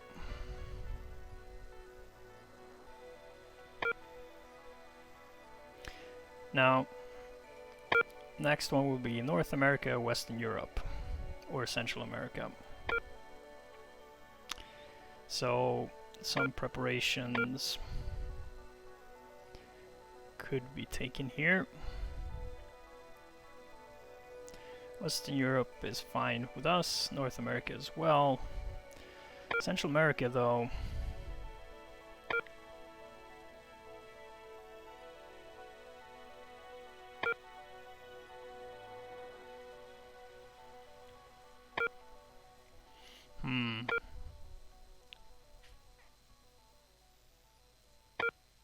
actually, maybe the best way, if he does pick North America, then having this secured will be crucial. So let's make that happen. There we go. Plug the gap in Canada. Welcome. Western Canada was starting to lean communist. Can't have that. So we'll do some exercises together with the Canadians and secure that.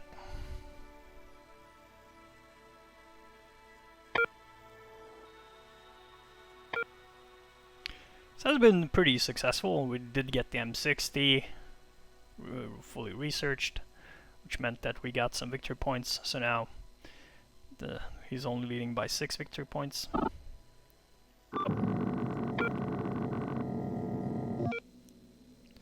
And now we can build armies again.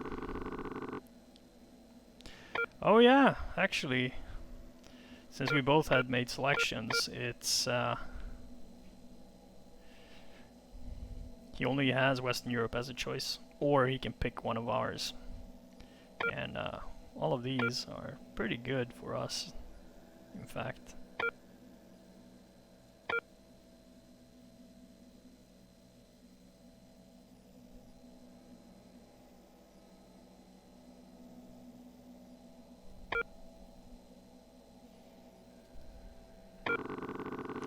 Kalashnikov comrades. Yeah, so Tito.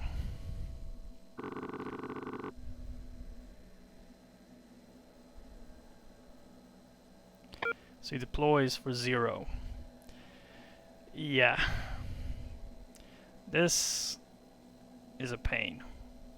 Disarmament.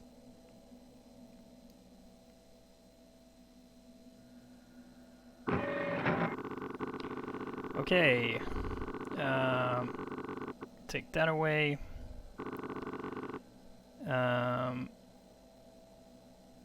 And let's secure that. Yeah, brotherhood and unity.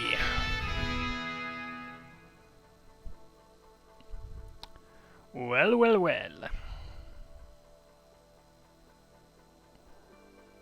See if he actually does put out Tito. I'm not sure he has made any preparations for it. Maybe. Probably. Maybe we'll see Super Tito granted a bunch of Soviet units.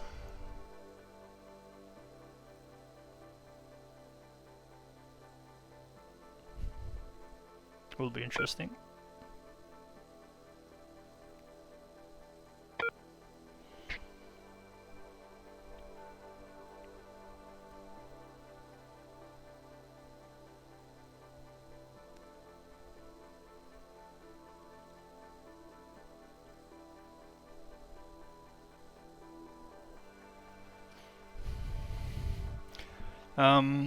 The dangers here, of course, that he has made preparations and thus that's why he didn't want to disarm. And then he puts out Tito, and Tito, because when you recruit leaders, you can recruit leaders where you already have your own units deployed, and what the leader would do is they'll appropriate those units and increase their own power. So those units get, used essentially by the leader to increase their power. And Tito has an ability where he decreases influence in Yugoslav Albanian zone by 1, but he can put out 2 influence. And he loses power, of course, as well. But that still means that you can make him quite powerful, and thus he has an ability to redraw the map. But we sort of have an ace up our sleeve. Let's see what he does though. And combined with Kalashnikov comrades, where he deploys for 0, he can only deploy in Yugoslav Albania zone currently, because he doesn't have presence anywhere else.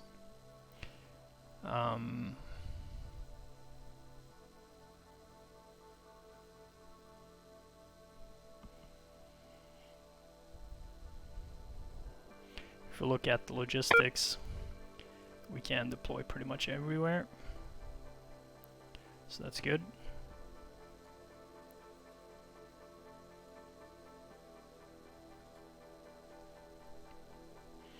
But the question is, what will he do? I think he's gauging his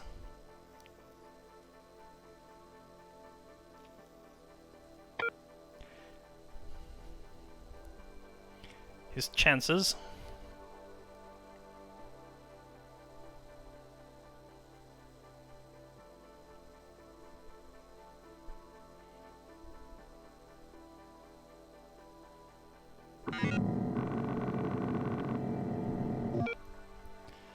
Oh, he actually has moved in a unit into West Germany.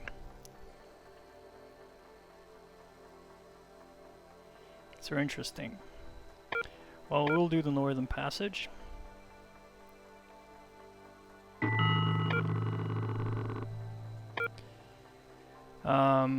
We could launch NATO as well, if we wanted to.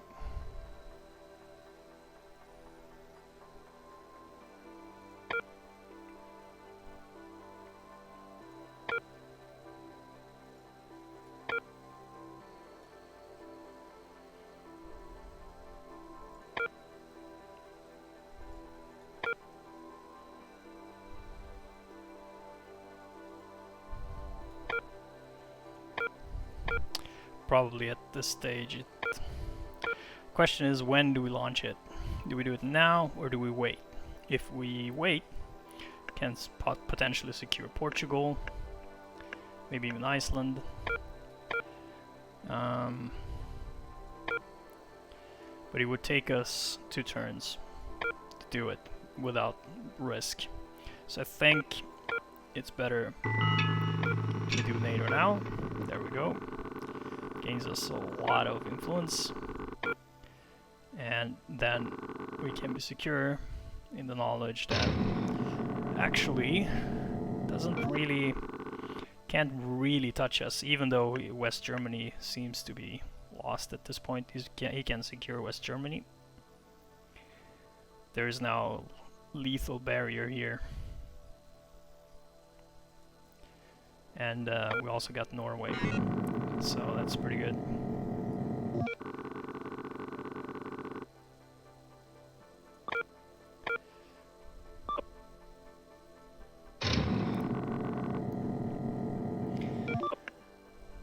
West German Alpine Zone. He can actually push it up to 5 if he wanted to. We disarmed, so we can't attack him even if we wanted to. Can't declare war zones when you disarm.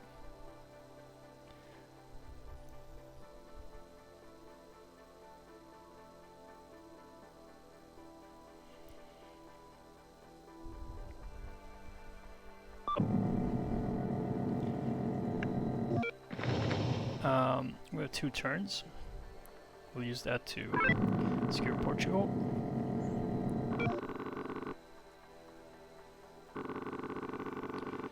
So in fact, we have strengthened our position in Europe. And now he goes for Sweden. I believe he has 1 more turn left.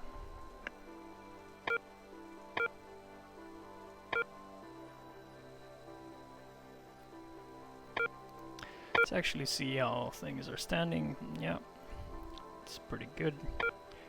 Let's pull this unit. No, actually, let's keep that unit. Let's make this happen.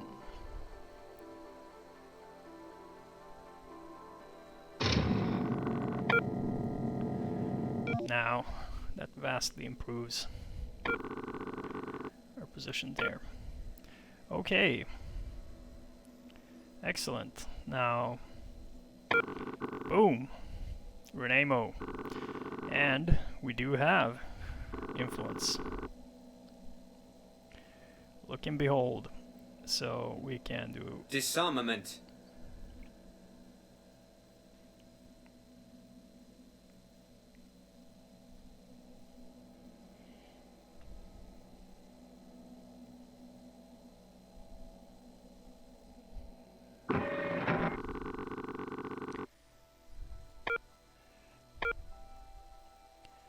Sweet.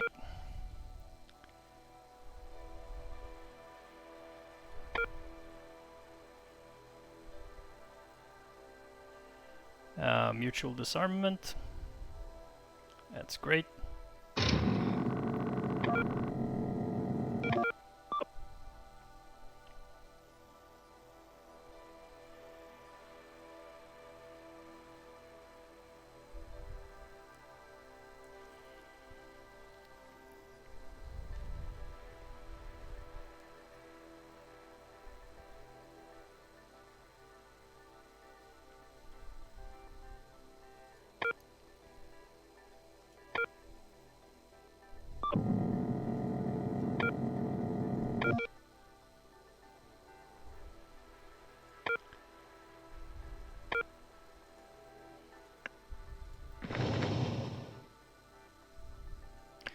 Let's just see.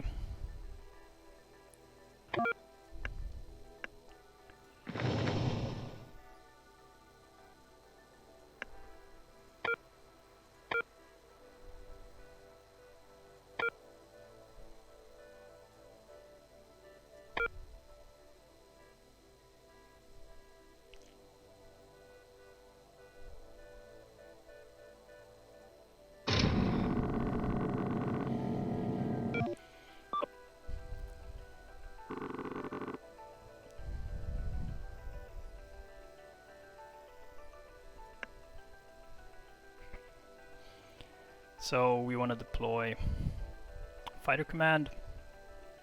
Why we want to deploy a fighter command will be apparent fairly quickly. Already next turn. Show what I'll do with that. Having an army command on the boots on the ground means can't get attacked. By some crazy miracle he would have moved a unit there. Then we'll rebase that.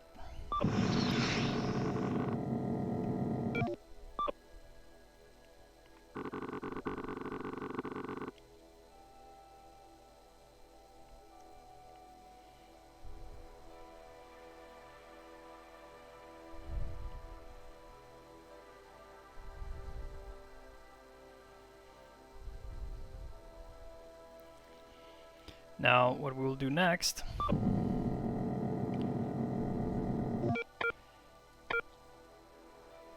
is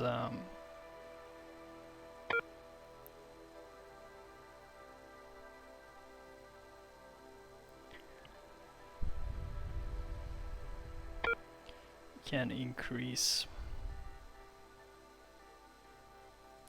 Actually, we'll wait with that. Can do some recon missions. I don't think he has any units, but we could try and see if we can locate any with 3 more turns left. None there, so we should be pretty secure. Let's start capturing.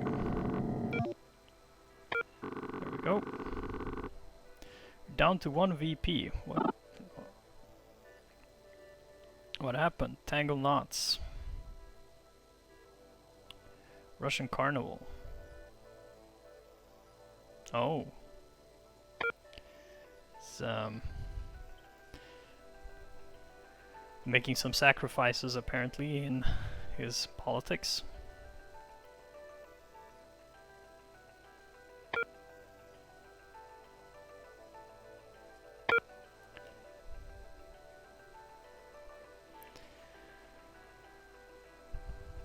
See here, still the people backlash is massive if we would attack, so first strike would be devastating for us if we did that, but a second strike would be pretty beneficial.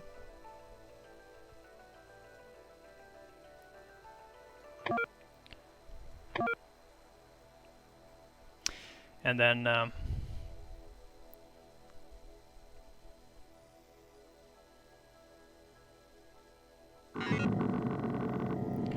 influences Finnish zone, so he's consolidating that. That's fine with us.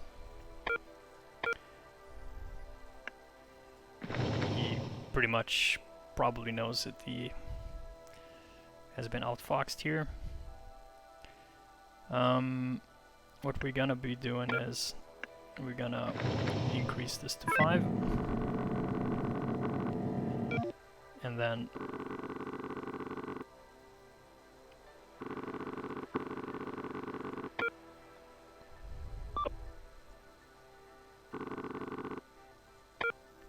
let's see if put one out maybe in Australia or Philippines.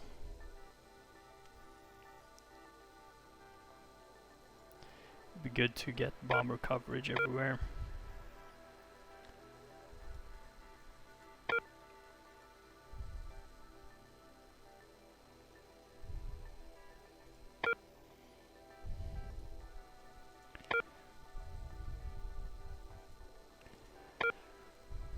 We have 1 extra turn left after this one, one more turn, and we can use that to deploy a bomber. Could in fact deploy a bomber here if we wanted to, but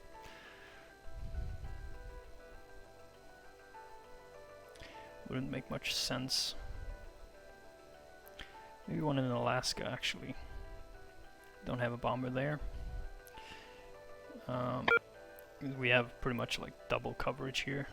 It's not that needed. So we could move this bomber and deploy it over there.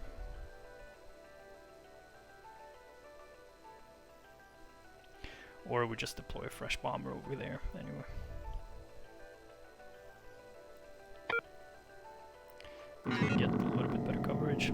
Oh, look at that. Sudan. Mm.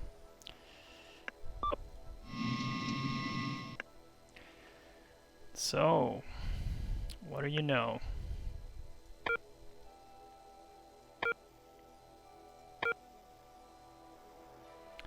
That's pretty interesting.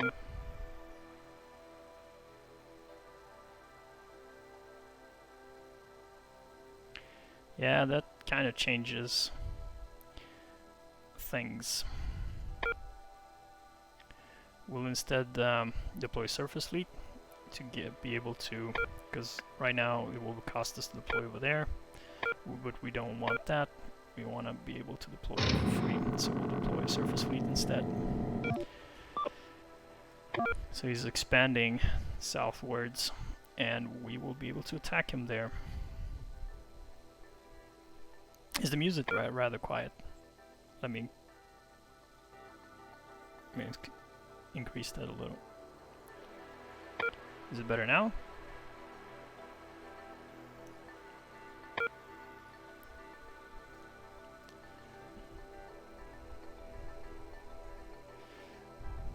Oh, brilliant, brilliant. Because by putting down a surface fleet there, we can now deploy for free over here and over there, and that's essentially what we want. We want to be able to deploy for free here and pretty much cut him off. Already we will get these three. We'll get a ton of influence there. There we go. Timeline ending, new timeline, and we'll see. We have secured and cut off basically his ability to go in anywhere here. So there's no more Soviet logistics, but we have pretty good US logistics.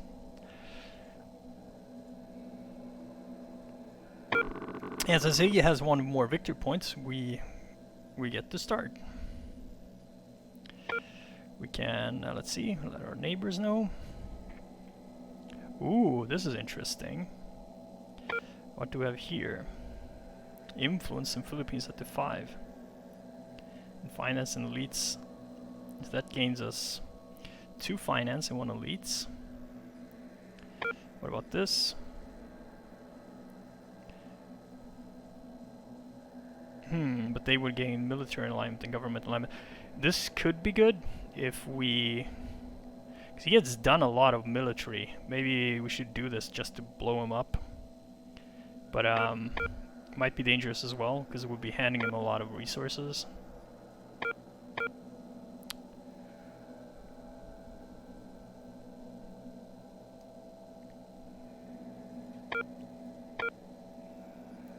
That's really not beneficial for us.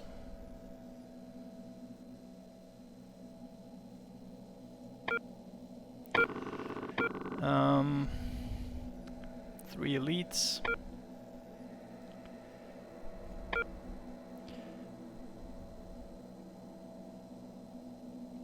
Perhaps this is the best. And then, fortunately, we can't do this one. Just have too much military.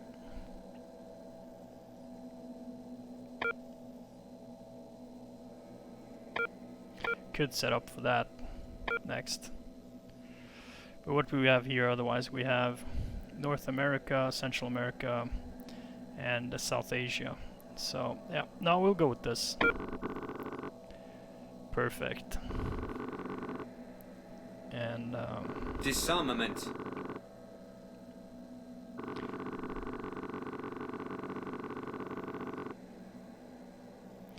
And also really good that we got a boost.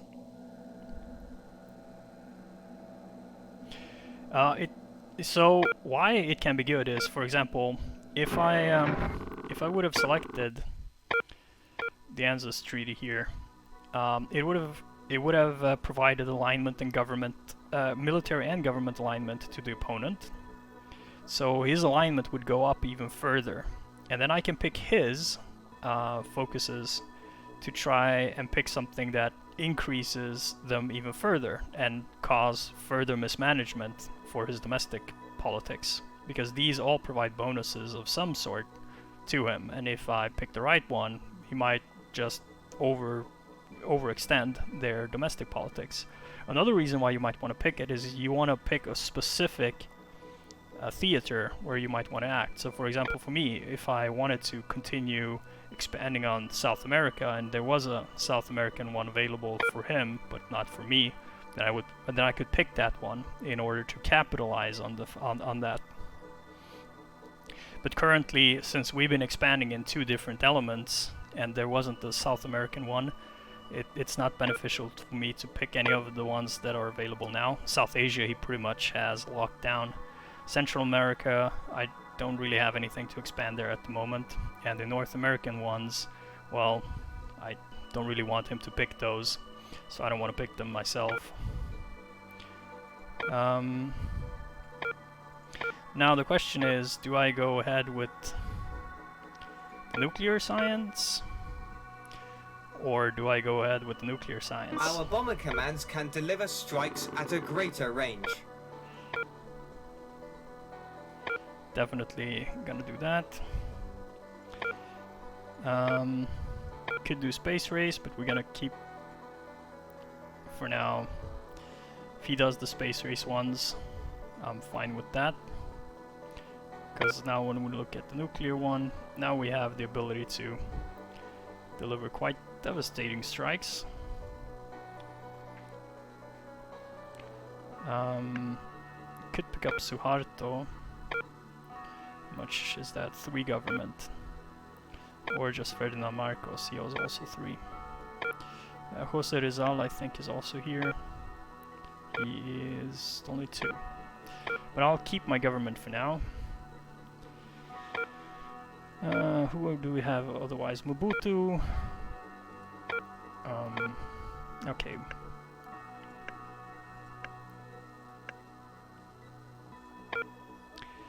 So, since we disarmed,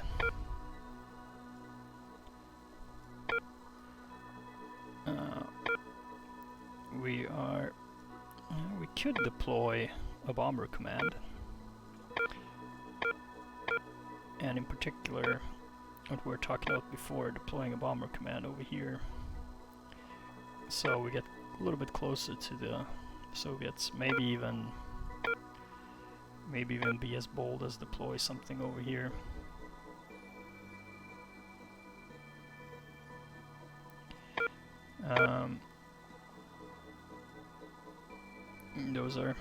All of those are options, but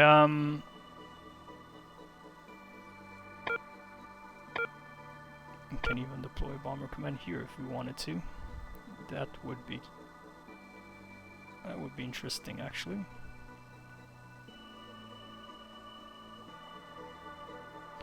Let's see. Oh yeah, we have a bomber command over here. So having one over here would cover a little bit more. Still this middle section here.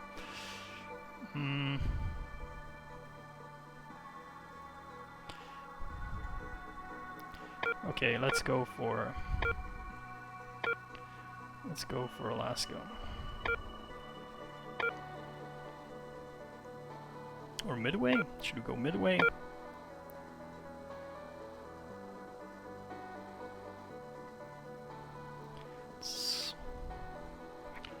Yeah, let's go Midway. There we go.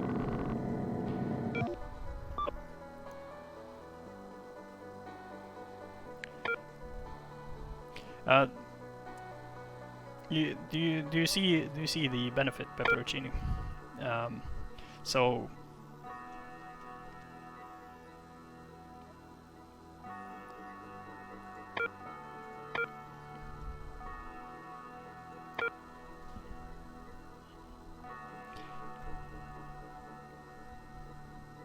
Another thing you can do with focuses is not the first time you select focuses, but each consecutive selection. You can select to delay, and if you delay, it means you select no focus, but you transfer people into elite power. And what ends up happening is if both you and the opponent delay, then the timeline ends immediately. Now, there is strategic play you can do there as well by not picking. So say your opponent is waiting for you to pick something in order for him to use his last domestic interests to perhaps turn them into alignment. Then you can delay and deny him the ability to do so. The enemy have completed their first rendezvous in space. There we go. He's going for the space race. But I think he has noticed that we didn't go for the space race. So I think he pretty much is noticing that we have... The enemy have completed their first orbit of the moon. We have been going down the nuclear path.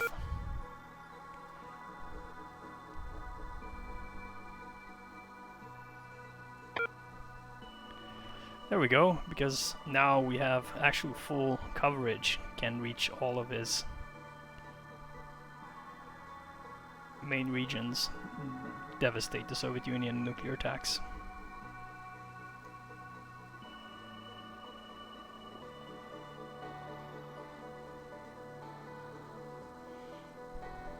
Most likely, as things progress, we will get even a stronger position when it comes to the nuclear part. We don't know how far he has gotten. Oh boy. Yeah. What do you think, Lightning Lord? Assassination time?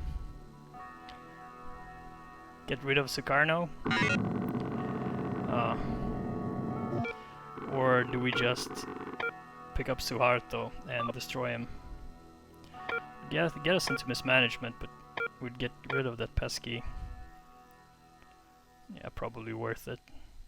Just for that. Yeah, sure. Ah!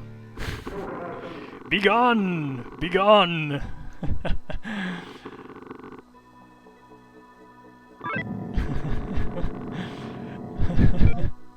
Yeah. This is his final way out, really. So I get why he wanted to. Oh. So I totally get why he wanted to do that, because this is his final way out, like to dig him out of containment. But now we can actually close this gap.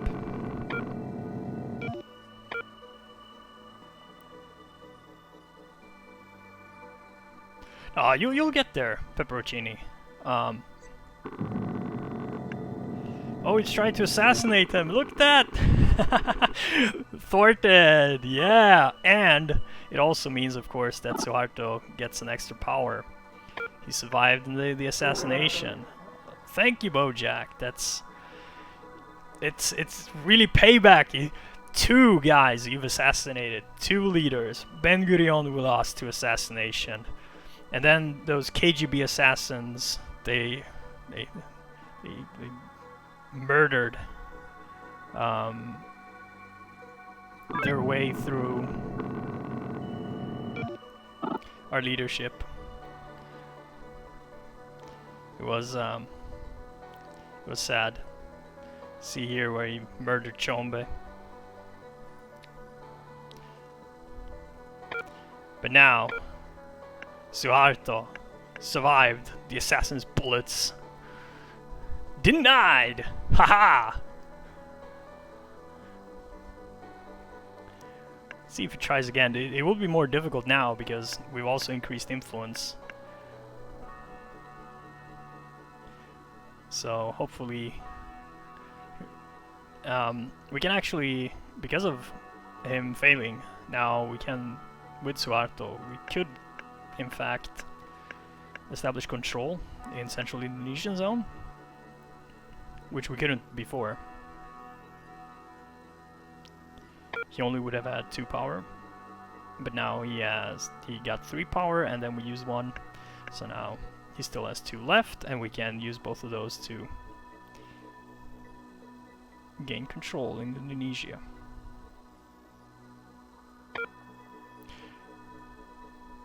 Nice try though. I think that was a good try. Also, we got Mobutu time. So if he would invade into Zaire to try to secure that, we can use Mobutu. I think we're getting the upper hand to some extent. At least the situation is we've locked down Western Europe. A little bit of a loss here, kind of more in West German Alpine zone and Sweden, the Swedish-Finnish zone. He finished the job that Stalin started. Bojack. You Stalinist, you. But the rest, we pretty much have that secured.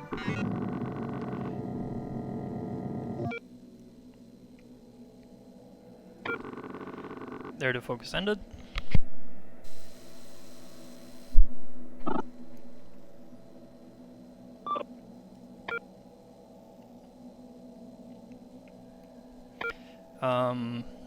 Let's see. The question is now, what does he select? So, North America, Central America, or South Asia. Where are we going? Perhaps South Asia is actually where we will go. It will be his pièce de la résistance, capturing Afghanistan. Yeah, that's exactly what where we're going. Revolutionary socialism. Reduce government alignment by 1 to gain 10 VP. Declare a war zone in all regions with USA presence in South Asia. 10. That's quite a lot. Should we arm or disarm? Oh, this one's a good one.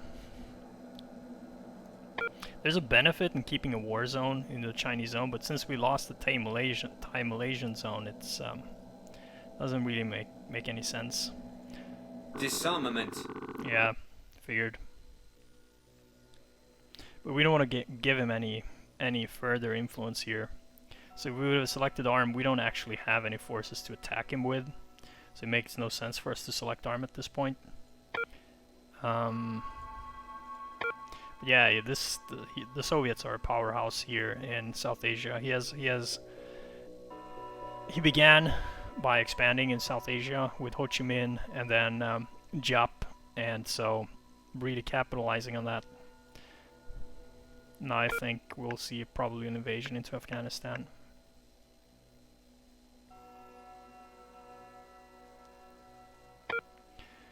And we'll continue with Suharto in Indonesia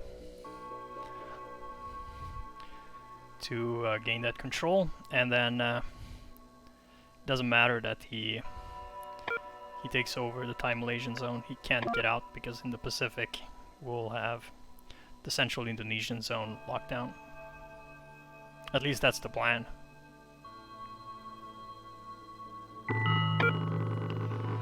So there we go, revolutionary socialism, war in Pakistan. Since this was the only one we had left, but this is actually not that bad. At least there's a war zone there. So it's a... I personally perhaps wouldn't have played it like that, but would have moved in a unit and then just... it's so close. He could probably have gotten a unit in here quite cheaply and then just flip it. So just deploy one in Afghanistan and or move one from. But he's gaining influence in Korea. That's interesting.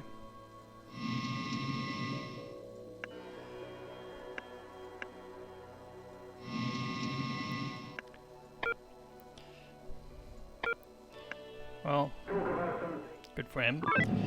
We continue.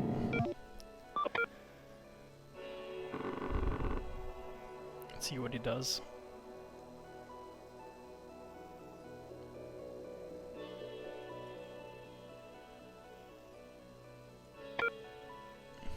Will there be another assassination attempt on Suharto?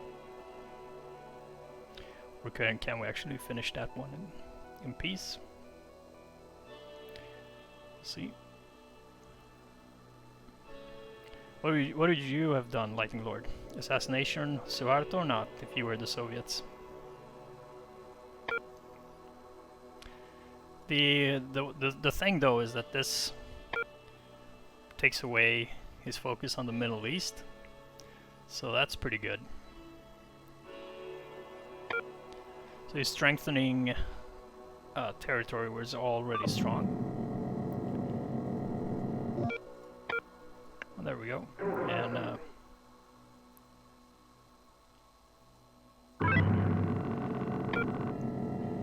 secure Indonesia, which means he's boxed in there. He can't get anywhere. That's really good.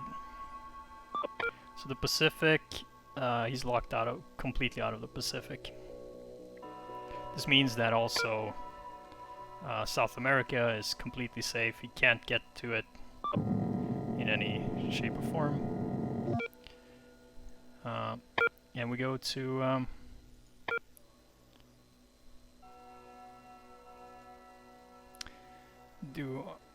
see how we're on the nuclear path here. Keep increasing our nuclear arsenal, which is great.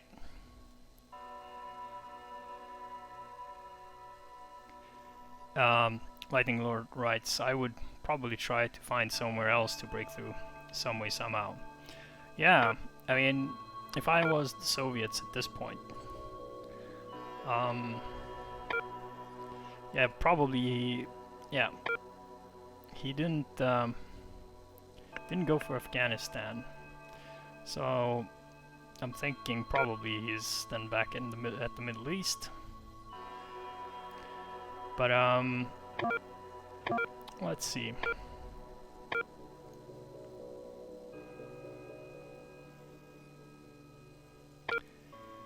We of course have the ability to expand the military more further. Also our people. Both of those are options.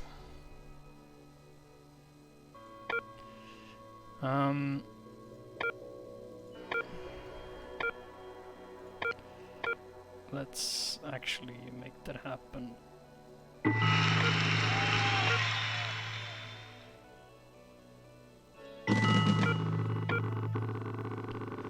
There we are.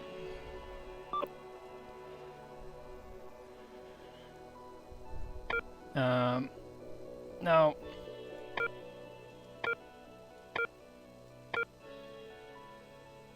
that also enables us to start deploying units.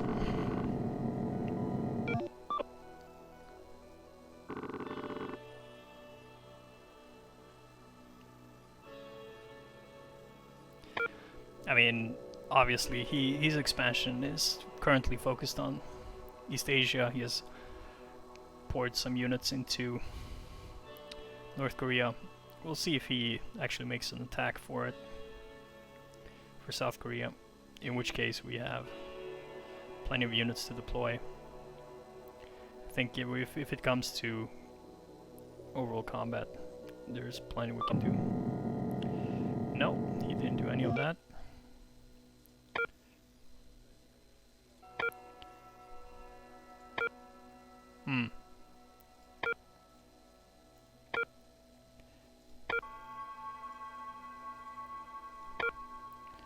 Okay. Let's give this a try. Success.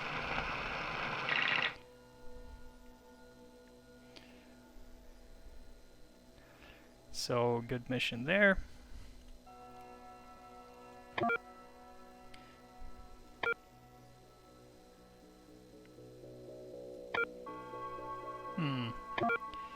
Hasn't moved any units in or secured anything.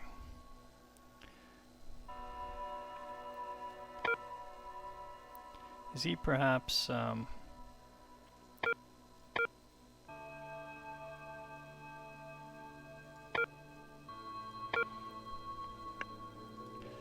well, since it's disarmament, we have one more turn left. We can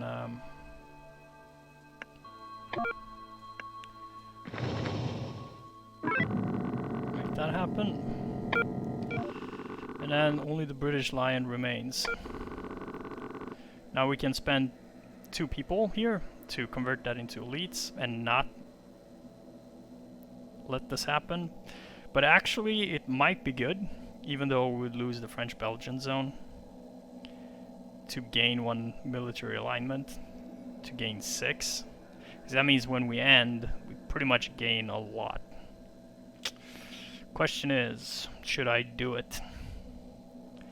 The bad part about it, he's probably not expecting it. And I did save a unit to move there. But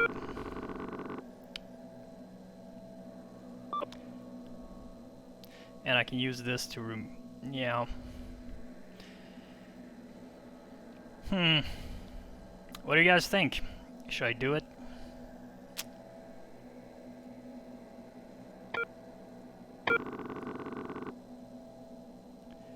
The issue is then disarmament will come up. I will have to disarm my bomber command here. Or delay. Actually, I'm leaning towards delaying. The risk I'm taking is if I increase this to 6 and he picks one of mine that has more military added to it, I might just lose the game because of mismanagement, because then the military will become very powerful and they might try to kick me out. But getting that extra point, it does mean that I would be able to catch up a little in the space race.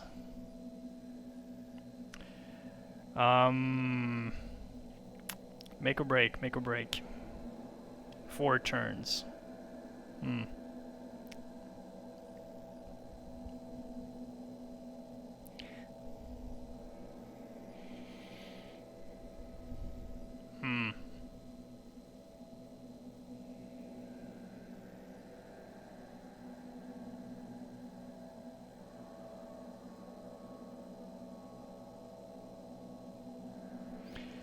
Didn't I have the goal here? I do have the goal there. Yeah, but he can push through a lot of units. You know what? It's not worth to risk it, because if the wall falls, then we're screwed. Alright, let's delay it. Yes.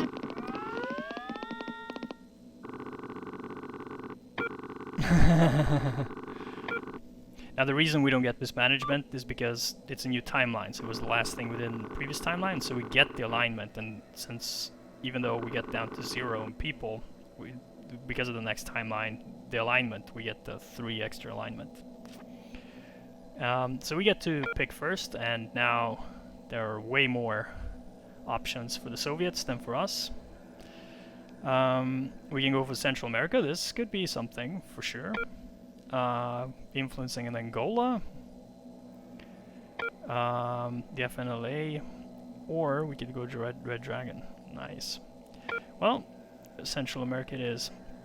And there's a lot of Eastern Europe, Central Europe, Sub-Saharan Africa, and South Asia. So let's go Central America. This also gives us disarmament, quite a bit of elites. Lightning Lord wrote, when in doubt, press the shiny red button. There we go. So let's look at our little missions. There we go. There is a mission called Luna. And if the opponent is leading in the space race, then we can gain space research. And yeah, definitely wouldn't want that. But first, we can also do the ballistic missile one, which we have a submarine here, so we would cover even more. But since we have that much coverage now, let's not rush to it. It's better for us to try and get Luna. Let's see if we can get it and catch up in. Oh, we can also do Maker's Backyard. Haha, 6 victory points. Yeah, yes, please. There we go. We'll wait with the anti-communist programs. Great. Now, let's see here. Space race. So, we want to do this. We have sent our first man into space. And we this. have completed our first rendezvous in space. And now, let's see if we can do Luna somewhere.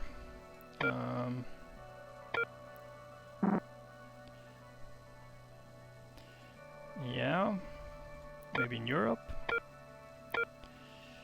55%. It's worth it. Can do it in Norway, 55. Let's give it a shot.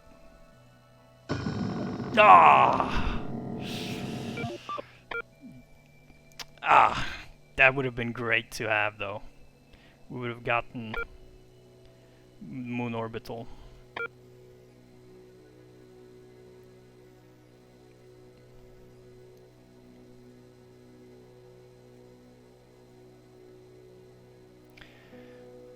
Still do Operation Ivy, Mockingbird as well, Stargate. All have increased success chance. So we have a lot of elites. So for us, this is great.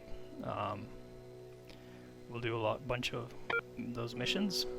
Can also secure Mexico, perhaps even Central Caribbean zone if you want to.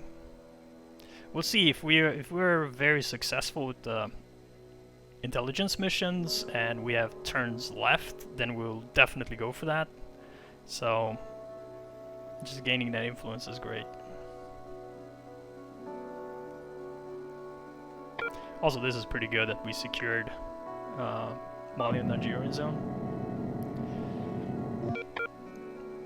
Okay, let's see.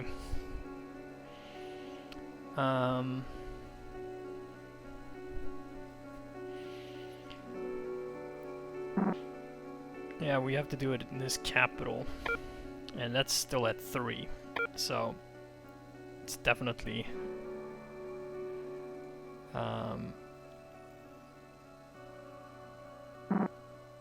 oh, it's in my capital actually.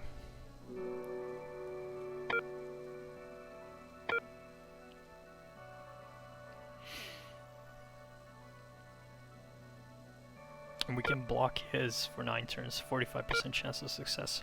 But this one has a 60% success because Mockingbird has the extra 15. So let's give it a shot. Wait. Actually, let's use that.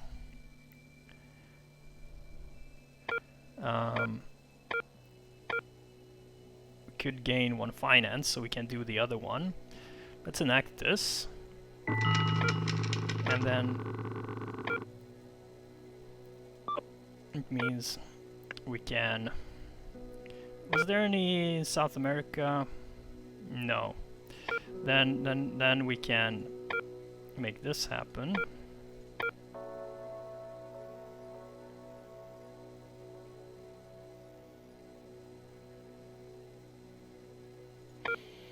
It will gain us 1, 2, 3, 4, 5. Okay, we'll hold off on that a little longer. Let's see if we can succeed with Mockingbird. 60% chance. Then we restore people to 5. And we succeeded. Excellent. And then we can actually go down to South America. Now we have a lot of people power. And we can rack up some...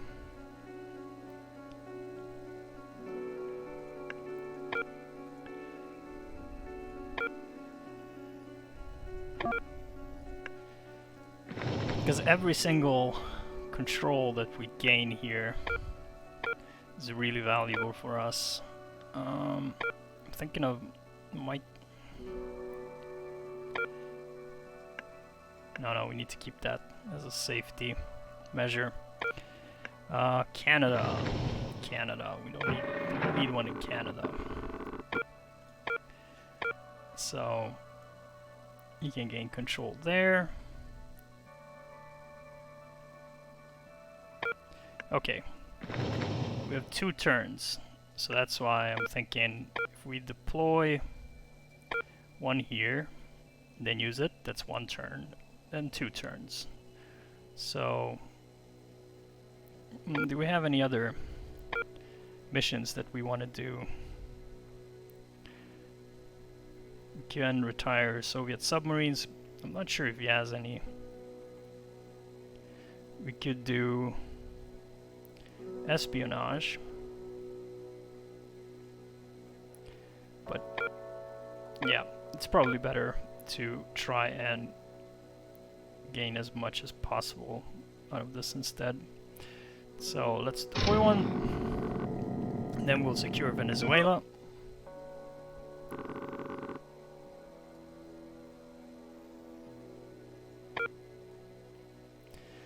We could have aim for Eastern Mexico, but why we want to create as many as possible is so we can use the policy, the anti-communist programs.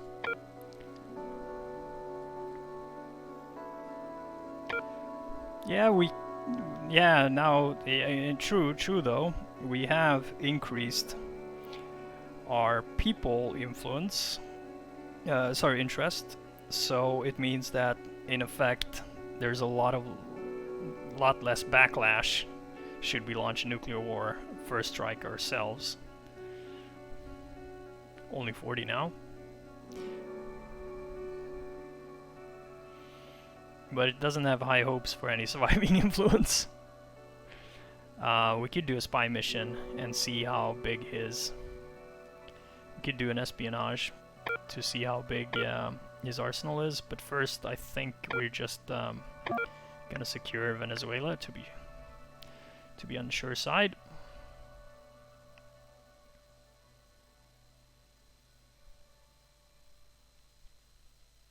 We want to make sure to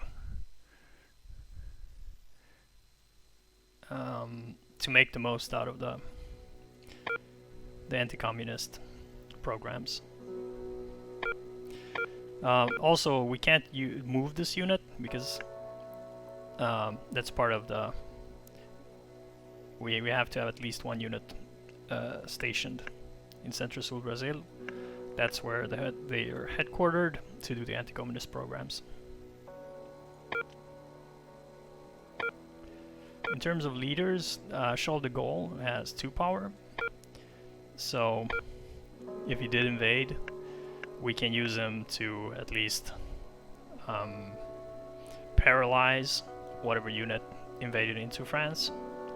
And then we can, we have here our little unit that we can attack with, the 7th Army. And all army commands, if they travel through friendly territory, they can travel 2 spaces. So we can simply attack quite easily and reach where we want to. Tito never ever showed up, but that doesn't mean he is never going to show up. He might. We don't know. He's available. It all depends on what Bojack is planning.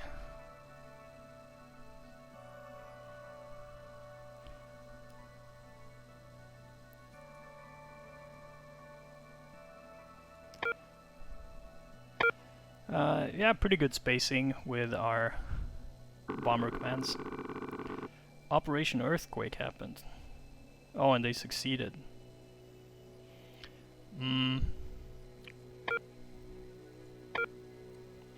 Yeah, the Soviets are also doing intel missions. Their intel missions are not the same as the US ones, so they have specific intel missions for them. We just know that they claimed success of an operation. We don't really know what he got out of it. But it's never good when your opponent succeeds with missions.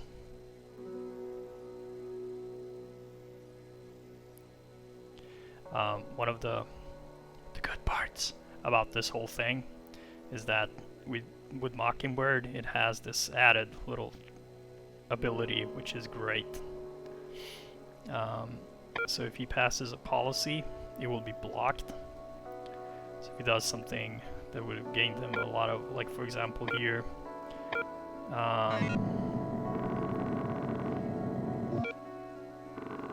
oh, look at that.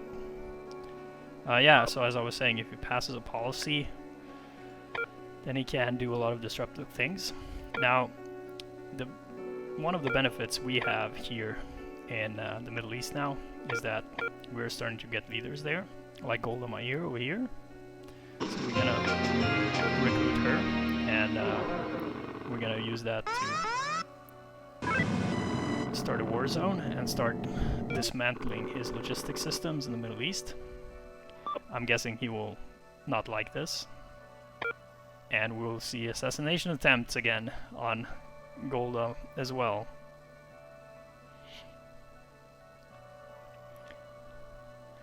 Bojack is... Be kind, Bojack! Golda has done nothing wrong. She's just a leader trying to... Oh. No assassination. Hafiz instead. Wow. Hey. There you go, folks. I thought... Well, well, well.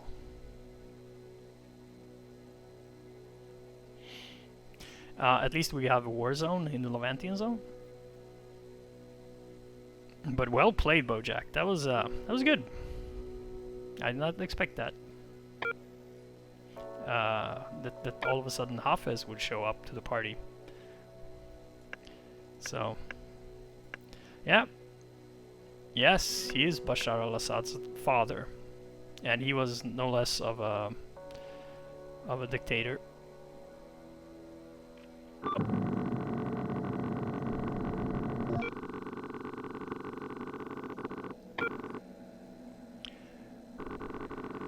So there we go. The focus ended. Now the Soviets pick their focus. So the question is, where are we going to go now?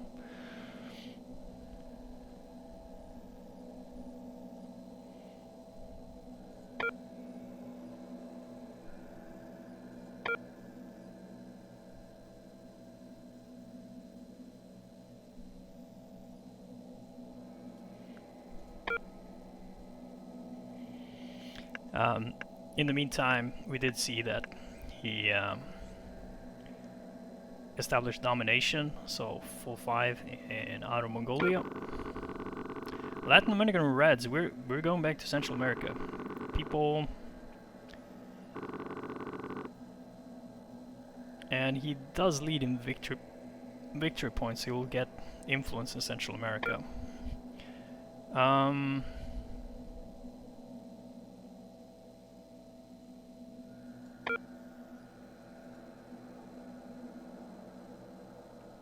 This could be interesting. But okay, let's... I'll go on this one.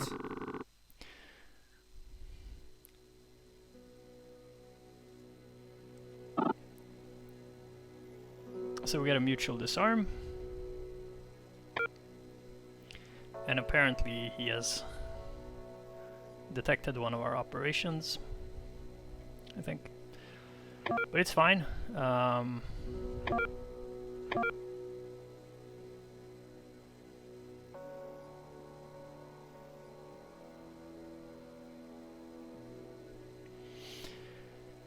let's focus on completing this. Let's see what we get. The call. Can agree to swap prisoners. Can gain some government. Or we can gain military. And can stall for time. An extra turn. But we don't want to risk mismanagement, so we agree to swap prisoners. Here, let's start by finishing what we started, Venezuela, and then we can move that unit over here, and then let's start securing more of Central America. We don't have many turns, so.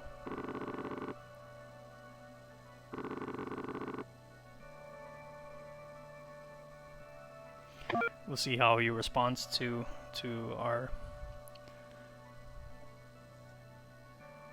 request for a prisoner swap.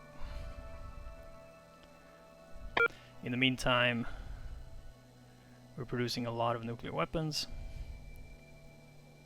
I mean, we can't fully devastate the Soviet Union.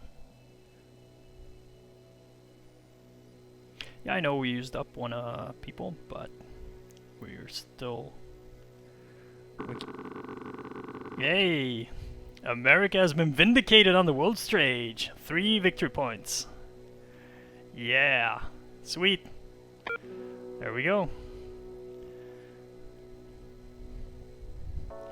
So we got international praise for our offer to swap prisoners.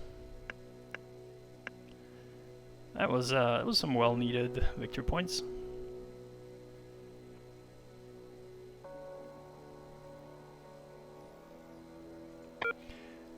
So in the long-term game, we'll still have that the anti-communist programs as our pursuit.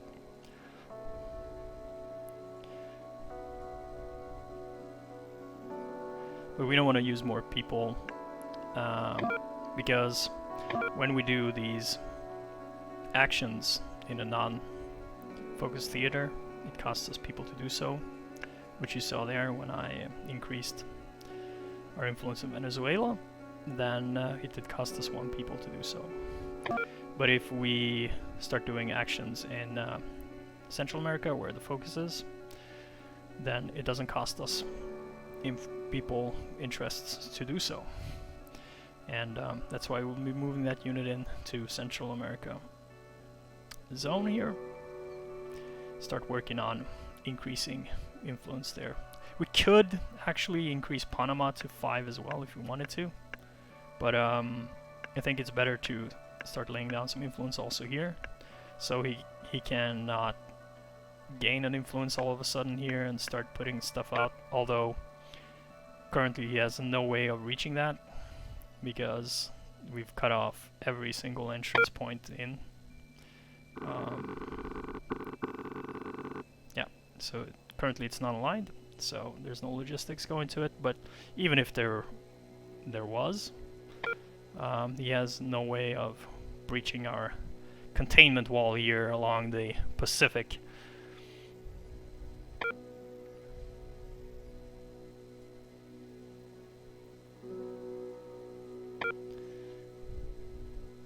Hopefully he's kind of feeling a little bit the heat,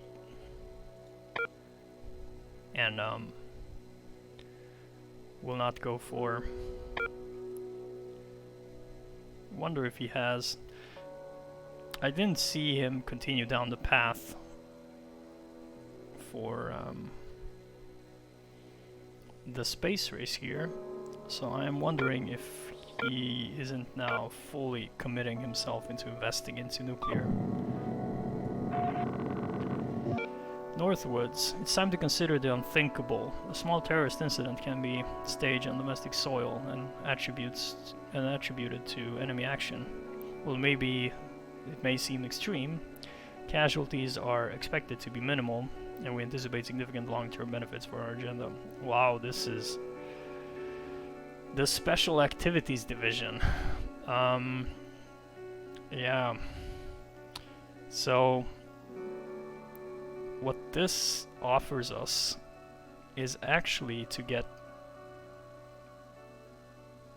5% extra for a false flag. We could do a lot of false flag. We have elites. Or we can gain more people, which would get us closer to nuclear war if we wanted to. Or we can keep place of one influence. Actually, you know what? I might go for the false flag. In fact, so it doesn't end our turn, and it also means we can, if we succeed, there's a 50% chance, 55% chance on 4 and 50% on 3. So that's excellent. That we can actually. So let's move in here. Let's see. Oh yeah, we have to move through. Okay, then let's do like this. And then. So yeah, we couldn't move to Central because we have to move through. Yeah, we're in Venezuela and we have to move through Colombia, so we can only get to Panama. So I'm thinking instead what we'll do is we can close Mexico to establish the full route, or the Central Caribbean zone, but I'll probably go with Mexico.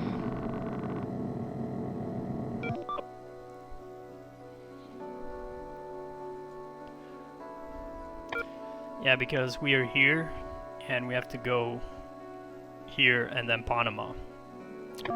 So let's just see that. Yeah, that's because we don't have access through Mexico. So yeah, let's secure access through Mexico. It will make our logistics a heck of a lot easier. Getting full access through Mexico. Hey!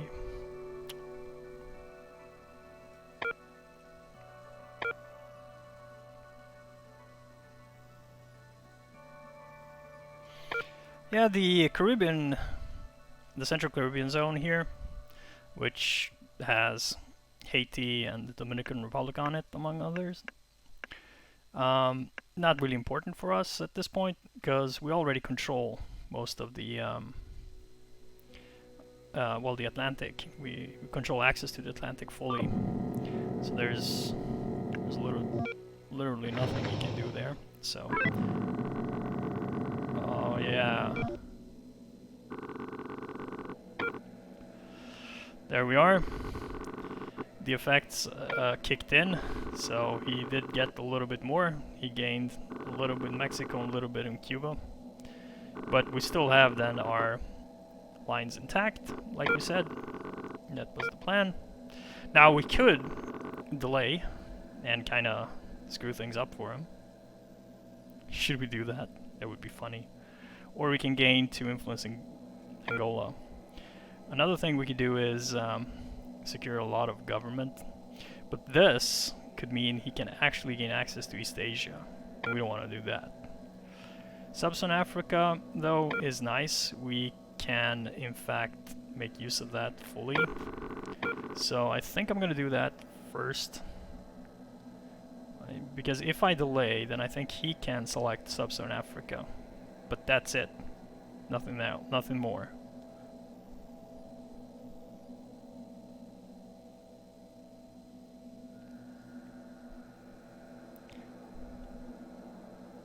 War zone in Angola.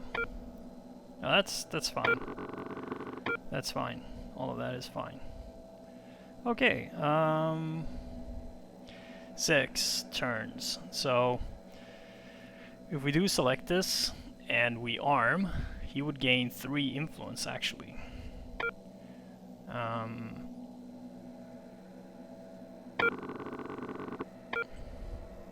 if we disarm, we don't want to. Yeah.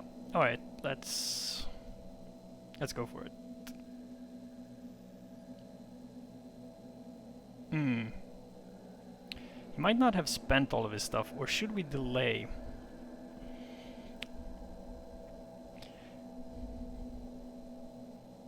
You know what? let's delay.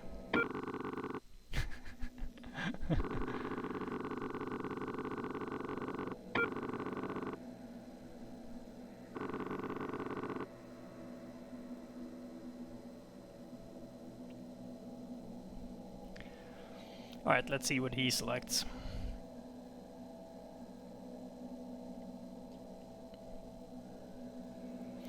The reason why that is good is now we can make use of that for our false flag missions. So we're just gonna go full out false flagging all over the place.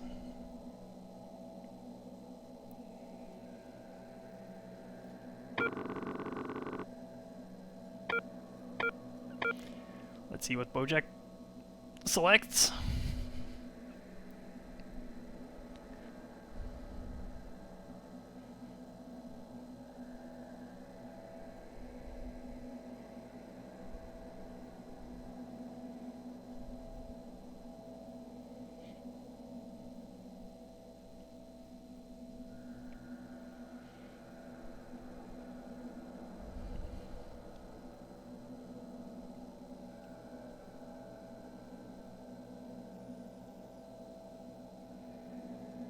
Always thinking about it.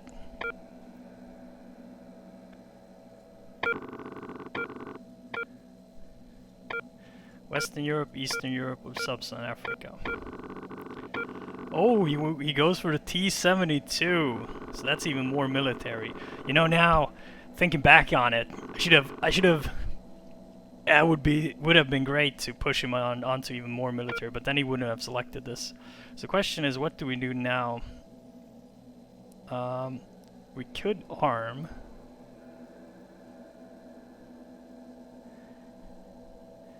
Yeah, we could play a trick on him on an arm.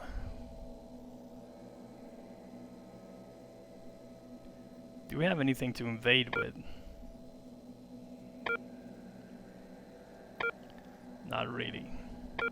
So I guess disarmament it is. But we do have one thing we can do, and that's reduce that. There we go. So now, easier than ever to do missions. We'll try and see how big his nuclear arsenal is. To try and get an intel mission. An espionage mission to see how big his arsenal is.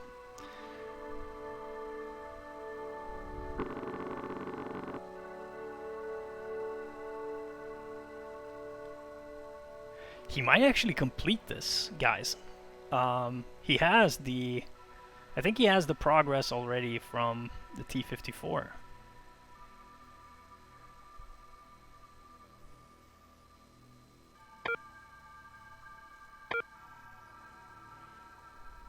Oh, he's going full on military. If in the next among focuses, we have the ability to find anything that grants him military. We should definitely do it. Or Warsaw Pact. Oh, we did the Warsaw Pact, but that only applies to that. See, that's why it was good that we reduced it, because then it didn't matter. Now he couldn't get it back. Okay, so let's see. This is a great missions target, by the way. You just set one unit to reorganization and we can destroy it. So for example here we could set this unit to reorganization, but we can't destroy it though, because in order to destroy it we would have we would need to attack it, and we're disarmed, so we cannot declare war zones. Okay, so let's begin by doing an espionage. We have a 70% chance of succeeding with that, to see what he has. So let's try to make that happen. So espionage missions, we see their domestic interest and their nuclear information. So let's see. Succeeded. So he has 37 nukes. That is a lot. That's way more than us. So yeah, nuclear war, probably not that wise. Question is if he has bombers, though, to be able to deliver them. Probably. Maybe he has submarines. So our best bet, false flag missions. 45% chance for this.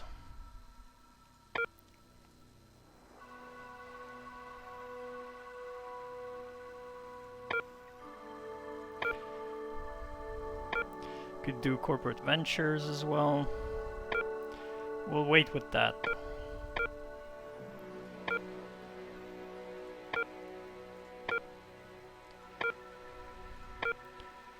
So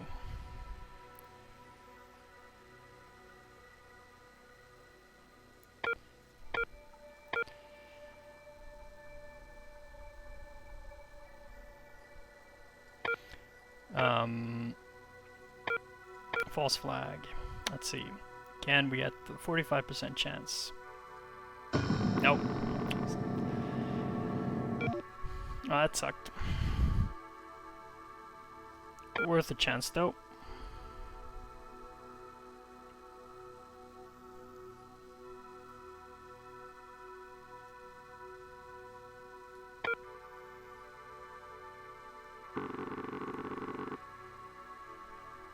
Yet moderate progress.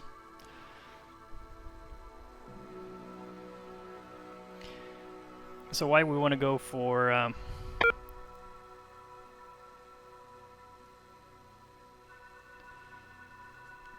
deployment everywhere here is 0. Finance. Why we want to go for gaining as much influence as possible over here is because it's furthest away from his. He can actually still reach him, but not these. So everything we get down here is gonna have a hard time reaching that. That gives us the best opportunity, even though we have fewer nukes.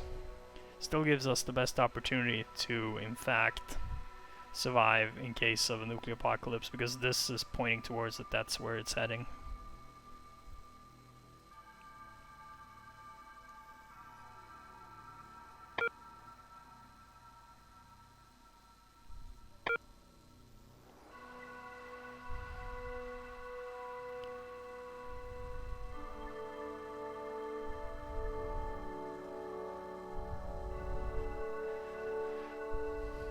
In fact, I think I'll do some surprise elements as well.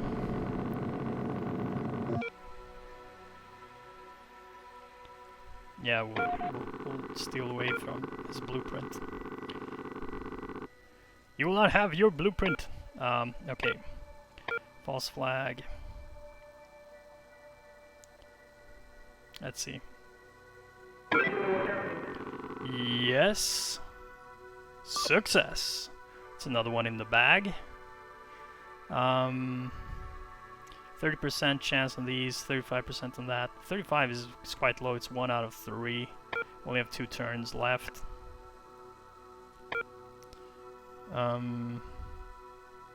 See, what do we have here?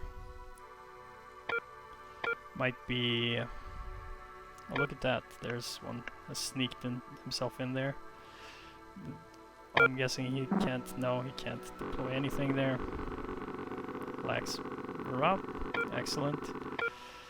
40% in Cuba. We want to take Cuba away from him. Let's see if we can succeed with that. No. Not this time.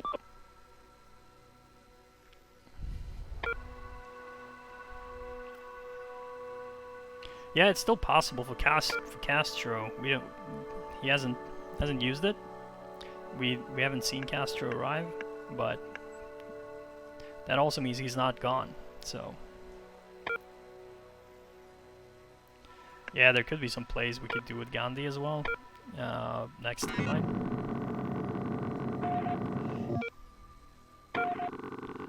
let's see, what did he do? Aleutian Islands. Yeah, he's recapturing the Aleutian Islands fully now.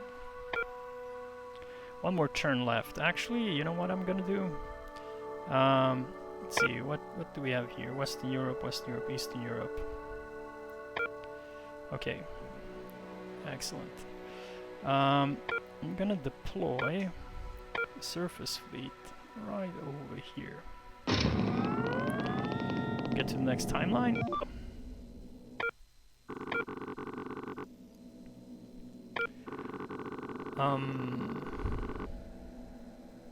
So this one we will not be able to do.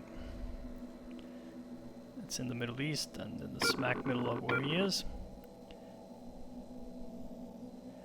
This is disarming the Middle East, but we gain 3 people. Would get a detente, the dangerous one. Gain 1 influence in region with presence in Angola, Zaire, or Rhodesian Botswana zone.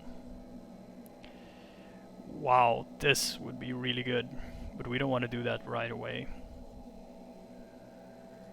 We want to prepare the field for that, so we'll go with this. We have to disarm. Disarmament. But that's fine.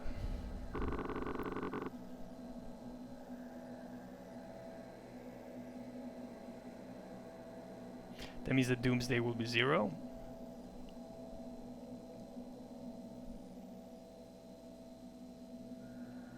Now, why it's good to bring down Doomsday to 0 is because if he now wants to launch nukes, then he needs to attack a region where I have domination, which is 5 influence.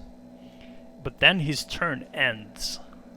So I get then the opportunity to launch first, if I want to. And since I have a lot of people power now, look, I only get 20 VP minus backlash. And yeah, the world gets destroyed.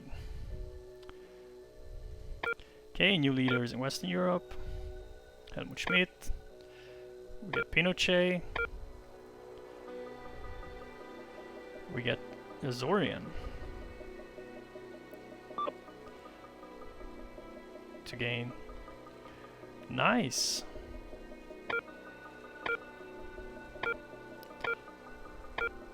Reduce military alignment to gain 8 VP. That's also a good one. Okay, let's see. So we could do Merv. This gives us double the amount of nukes. Or we just go for the ballistic missiles. So we get the subs. Yeah, I'm fine with Our the subs. submarine fleets can now deliver nuclear strikes. Gives us extra production as well.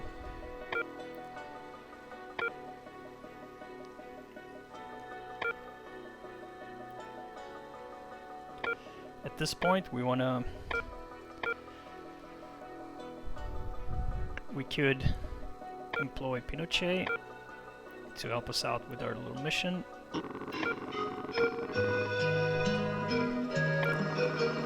There's not much we're gonna do in the Middle East anyway. And also, we want to be preparing for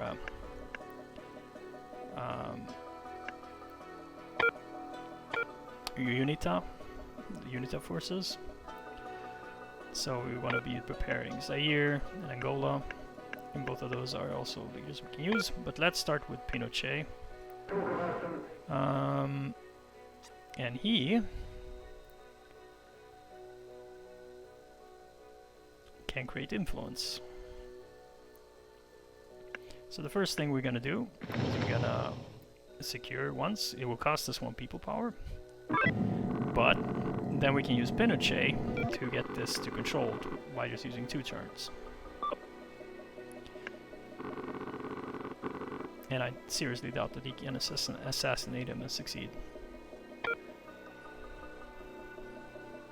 Well, we can try, but... The enemy have successfully landed a man on the moon. Soviets reached the moon first. Oh no! The enemy has built and launched a space station. And a space station launched. So,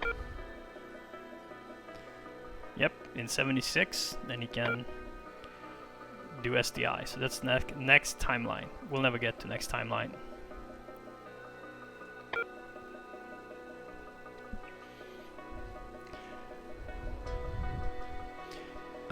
The reason is Bojack here, he's quite he's pushing his luck. The fact of the matter that he researched those, I mean, he knows that I get to know each time he does progress in the space race. The fact of the matter is that he built the space station now means essentially he has doomed us all, because I can't allow him to win in the next timeline by building the SDI defense. So he pretty much forces my hand here to launch nuclear war against him.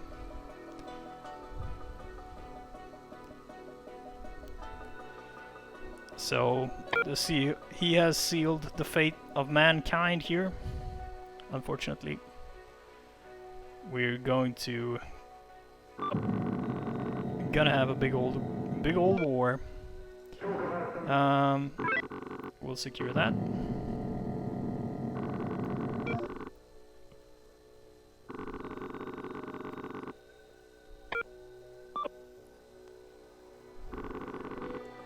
Yeah, the Soviet Union will get completely erased.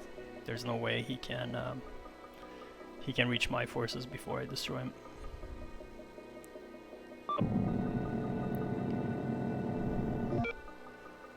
All right. Anti-communist programs. We might as well implement them now. We still have 5 turns, but is it likely that we will gain control in more of these regions? No, and we don't have any friendly ones here, and neither does he have any South American ones. So no focus is available. That means pretty much we can. Oh no! Why did I do that? Why did I do that? That was silly. That was not what I was supposed to do. All right. Wasted a turn there. I was supposed to do the policy. Oh boy. Maybe the heat's getting to me too. Yeah, I was supposed to do the policy there.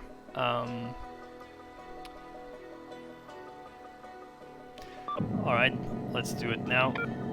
So, we enact that.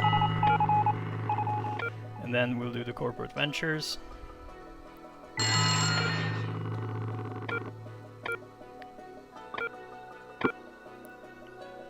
There we go. Gain quite a bit of influence. Now we can remove these forces, since pretty much South America is ours, but unfortunately he can reach, AI thinks he can reach most of it.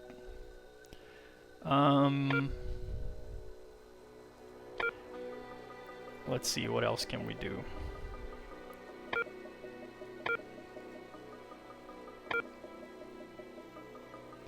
In Europe, we can recruit Schmidt.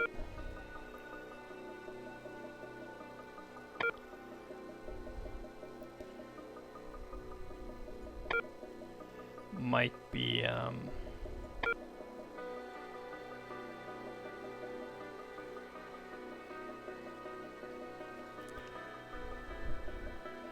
wonder if he has put any subs there. Probably not.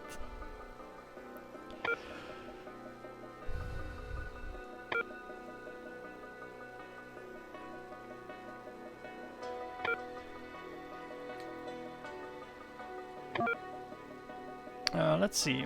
Can he reach? No. He can't. So let's do false flag over here. 50% chance.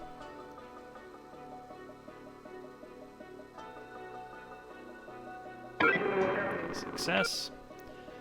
Then New Zealand. Can you reach New Zealand? No, can't reach New Zealand. We'll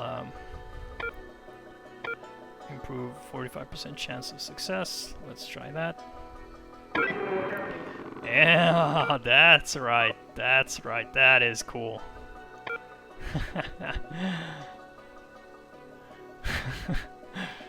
Pure skill. Pure skill.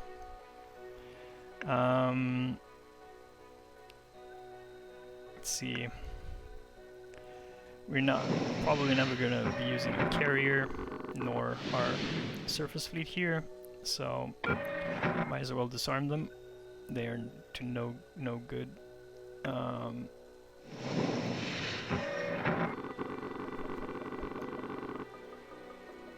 What forces does he have? He has some forces. We could go for next is moving into here. Gain some leverage as much as we just possibly can. Gain some influence.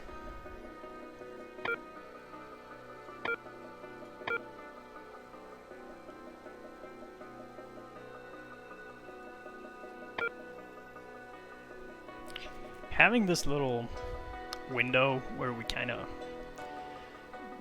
provided by our infiltrated CIA agents, it's pretty good because we kind of get a sense of where his units are placed.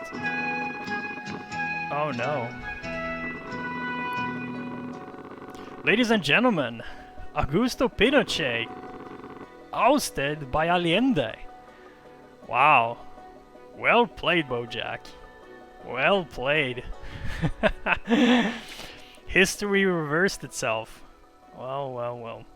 What do you know? Fortunately, I can actually reach that. So even if he places influence there, I will be able to reach it.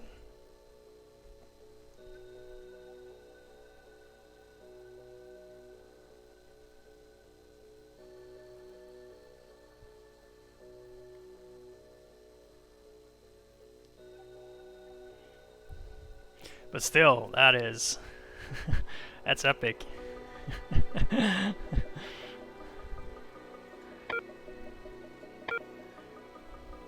If he doesn't use it, I'll assassinate him so he can't make use of that. I don't want Allende to start spreading influence. I don't think he can... there's no way he can reach it. Still. Would be good to get rid of Allende there.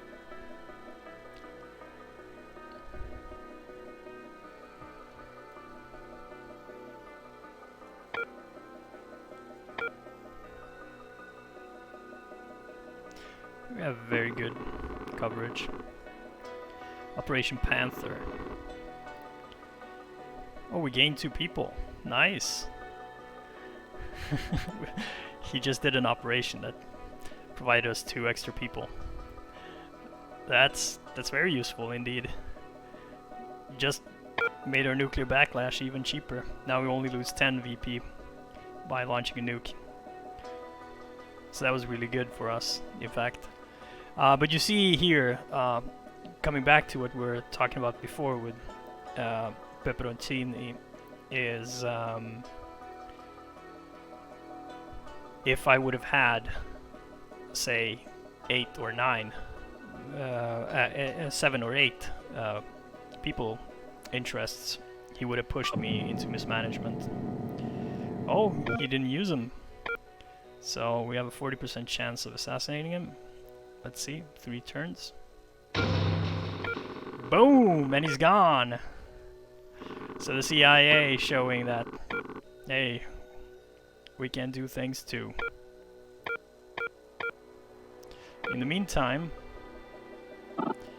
we can see here that he's racked up a few victory points. Yeah, he set our people to 8. That's why we got 2 extra ones. But he gained 3 victory points as well. Operation Panther.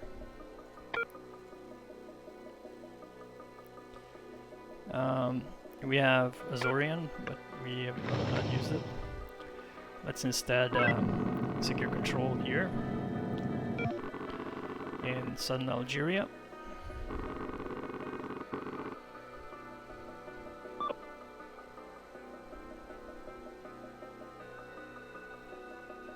And then we have 2 turns left, so we can still move ahead with an army command and secure another one.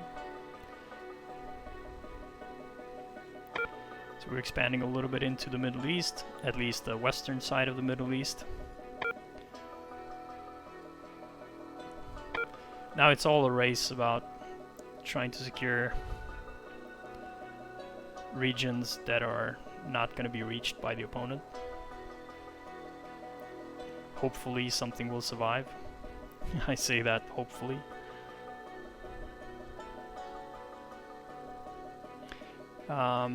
Yeah, he's saying we'll probably get a mutual minor defeat.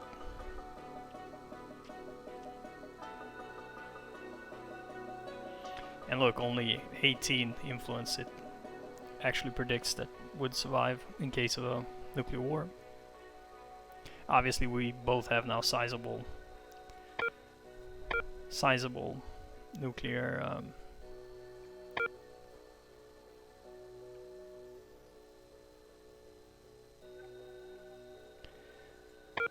arsenals. Yeah.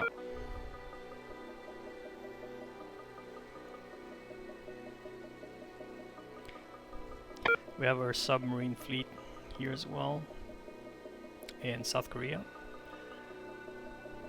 providing nuclear fire.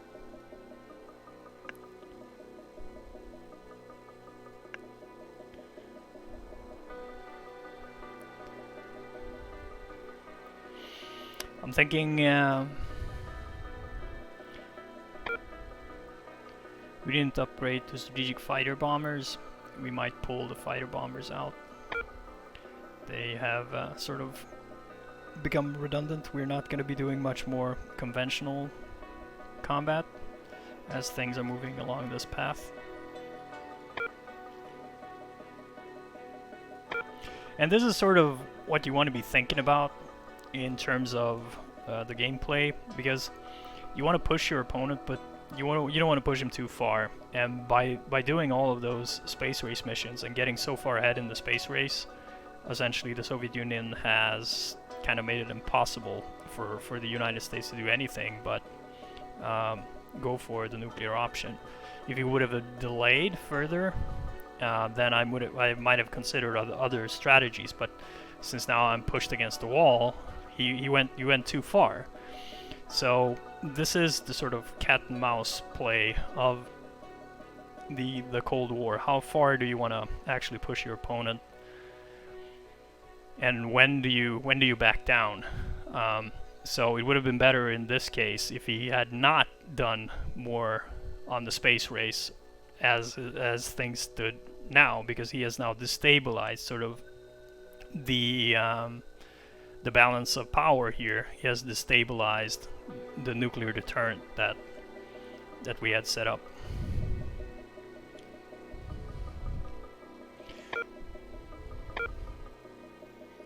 Now what I need to be careful about is that I do have somewhere that I can attack him where he has 5, because I want to bring the Doomsday Clock to max, and obviously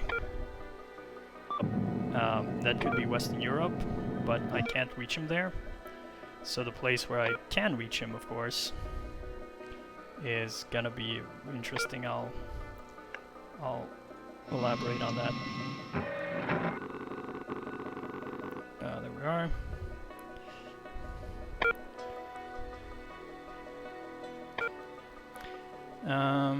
Two more turns. We can remove this fighter as well. Doesn't provide anything. We don't want to remove the army command. We still want to keep the positions. This army also serves no purpose anymore,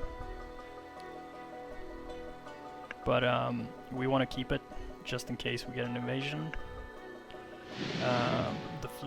The fleet here though is no longer relevant. Don't need that. The same goes with the fleet in the Atlantic here, but we still want to keep just in case. The fighter here though, no longer necessary, doesn't provide anything. We want to take the army command, move it north.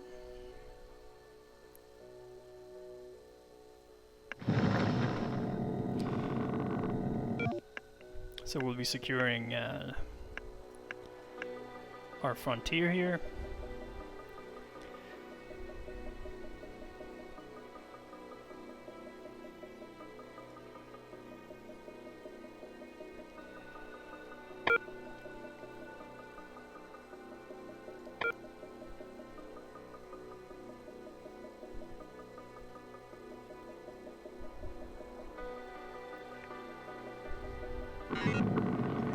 So influence central Turkey.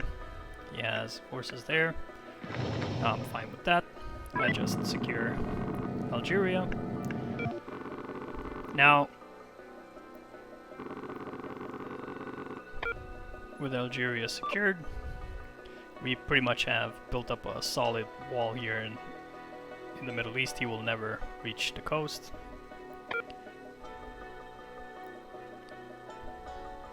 We can even, at some point, if there's still... We could have reached Tunisia, but it will not happen. Now, he's doing the next selection, so let's see what he picks.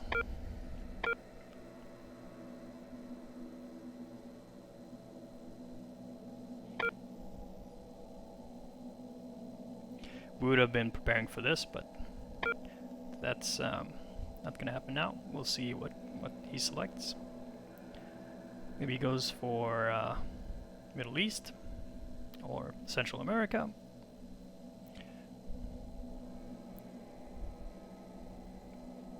He has a lot of options here.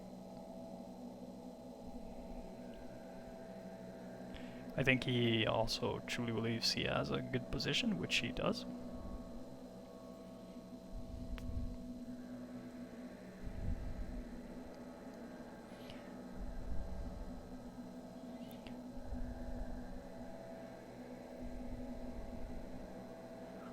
So let's, I think he's carefully weighing his options. I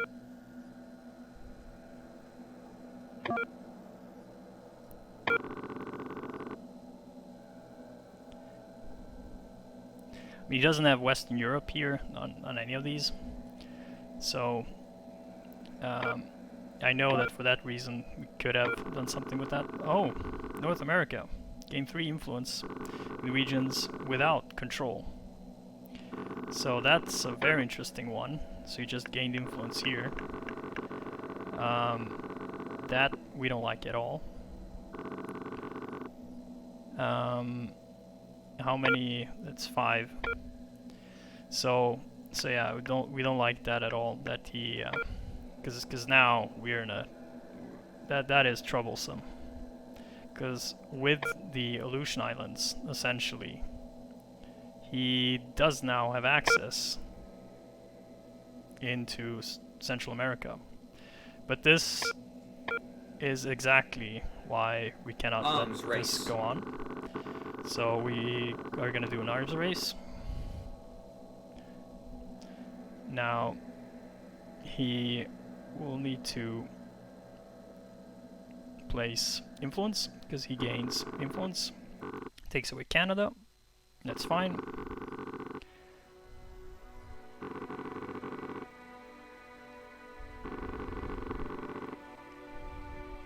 But this is definitely a bridge too far for the Soviets. And this is not something I, as the US, can tolerate. Losing Canada and essentially losing East Asia and the Pacific to Soviet influence.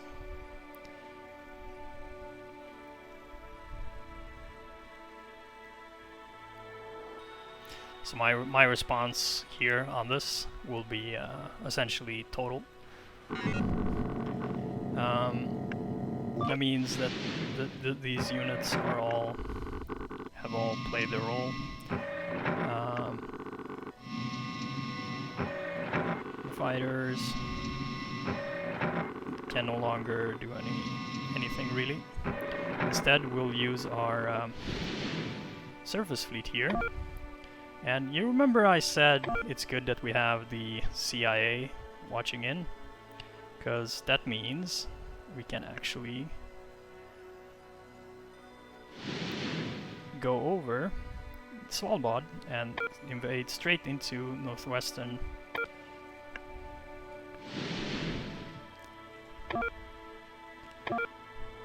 Russia. And he has 2 submarine fleets stationed there, just ready for the picking.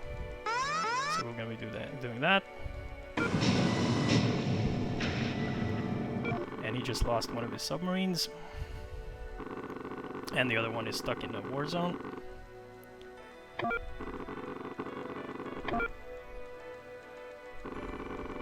And now the Doomsday is maxed.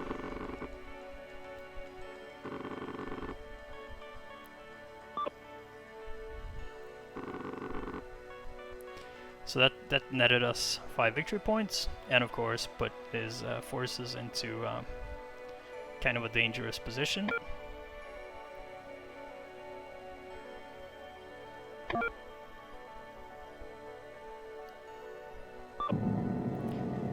That means our force there no longer needed. The same goes for our fleet here. Provides nothing. Also there will be no more conventional war. We can keep the... there's no point. Well, we can keep that actually. See if there's anything else we can do. Because we could do false flag. Actually, let's do that instead. Then we can send this home. How much are we talking about if we did launch? This is gonna be really close actually. So 30 victory points. If we do one more false flag, we get two more influence. Yeah, maybe it's worth launching now. Let's see. Can we score another attack? Potentially.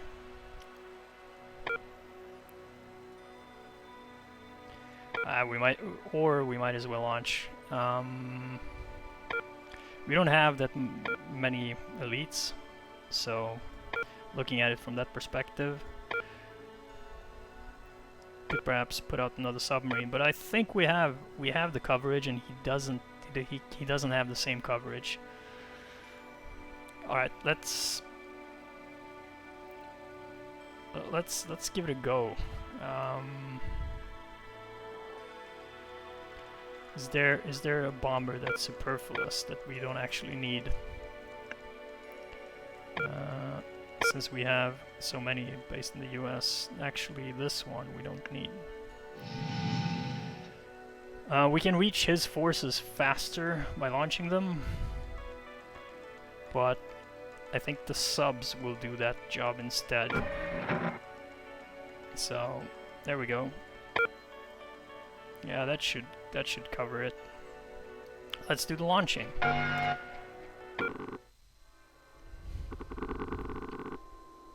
Target selection enabled. Yield selection. Oh my god, here we go.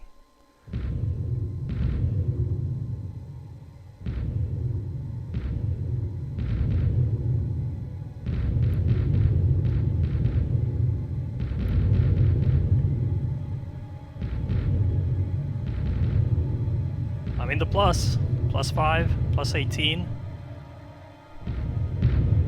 +22.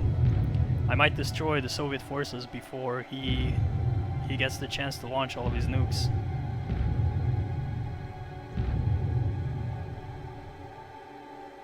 39, 43.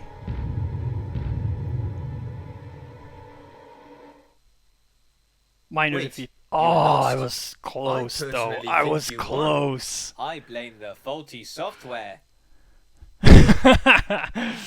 Yeah, so we both lost.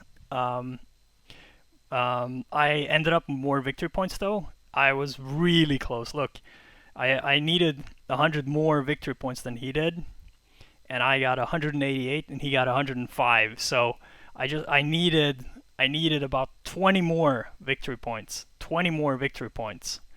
So yeah, it was really close to defeating him.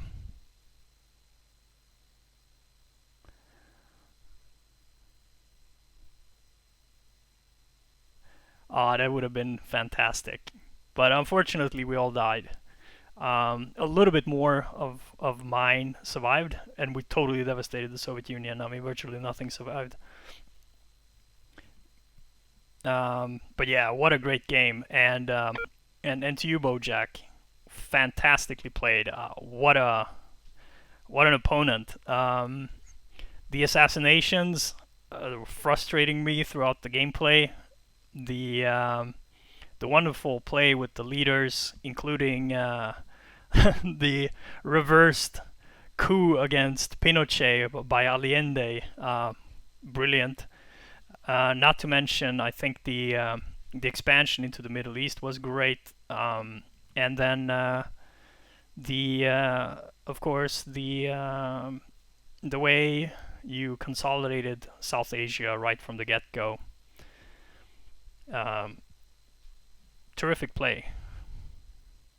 I hope you guys also enjoyed seeing this live stream, and if you have any questions, or you might want to play a multiplayer game against one of the devs, just join us on Discord, write in the chat, and every Thursday we play Terminal Thursday.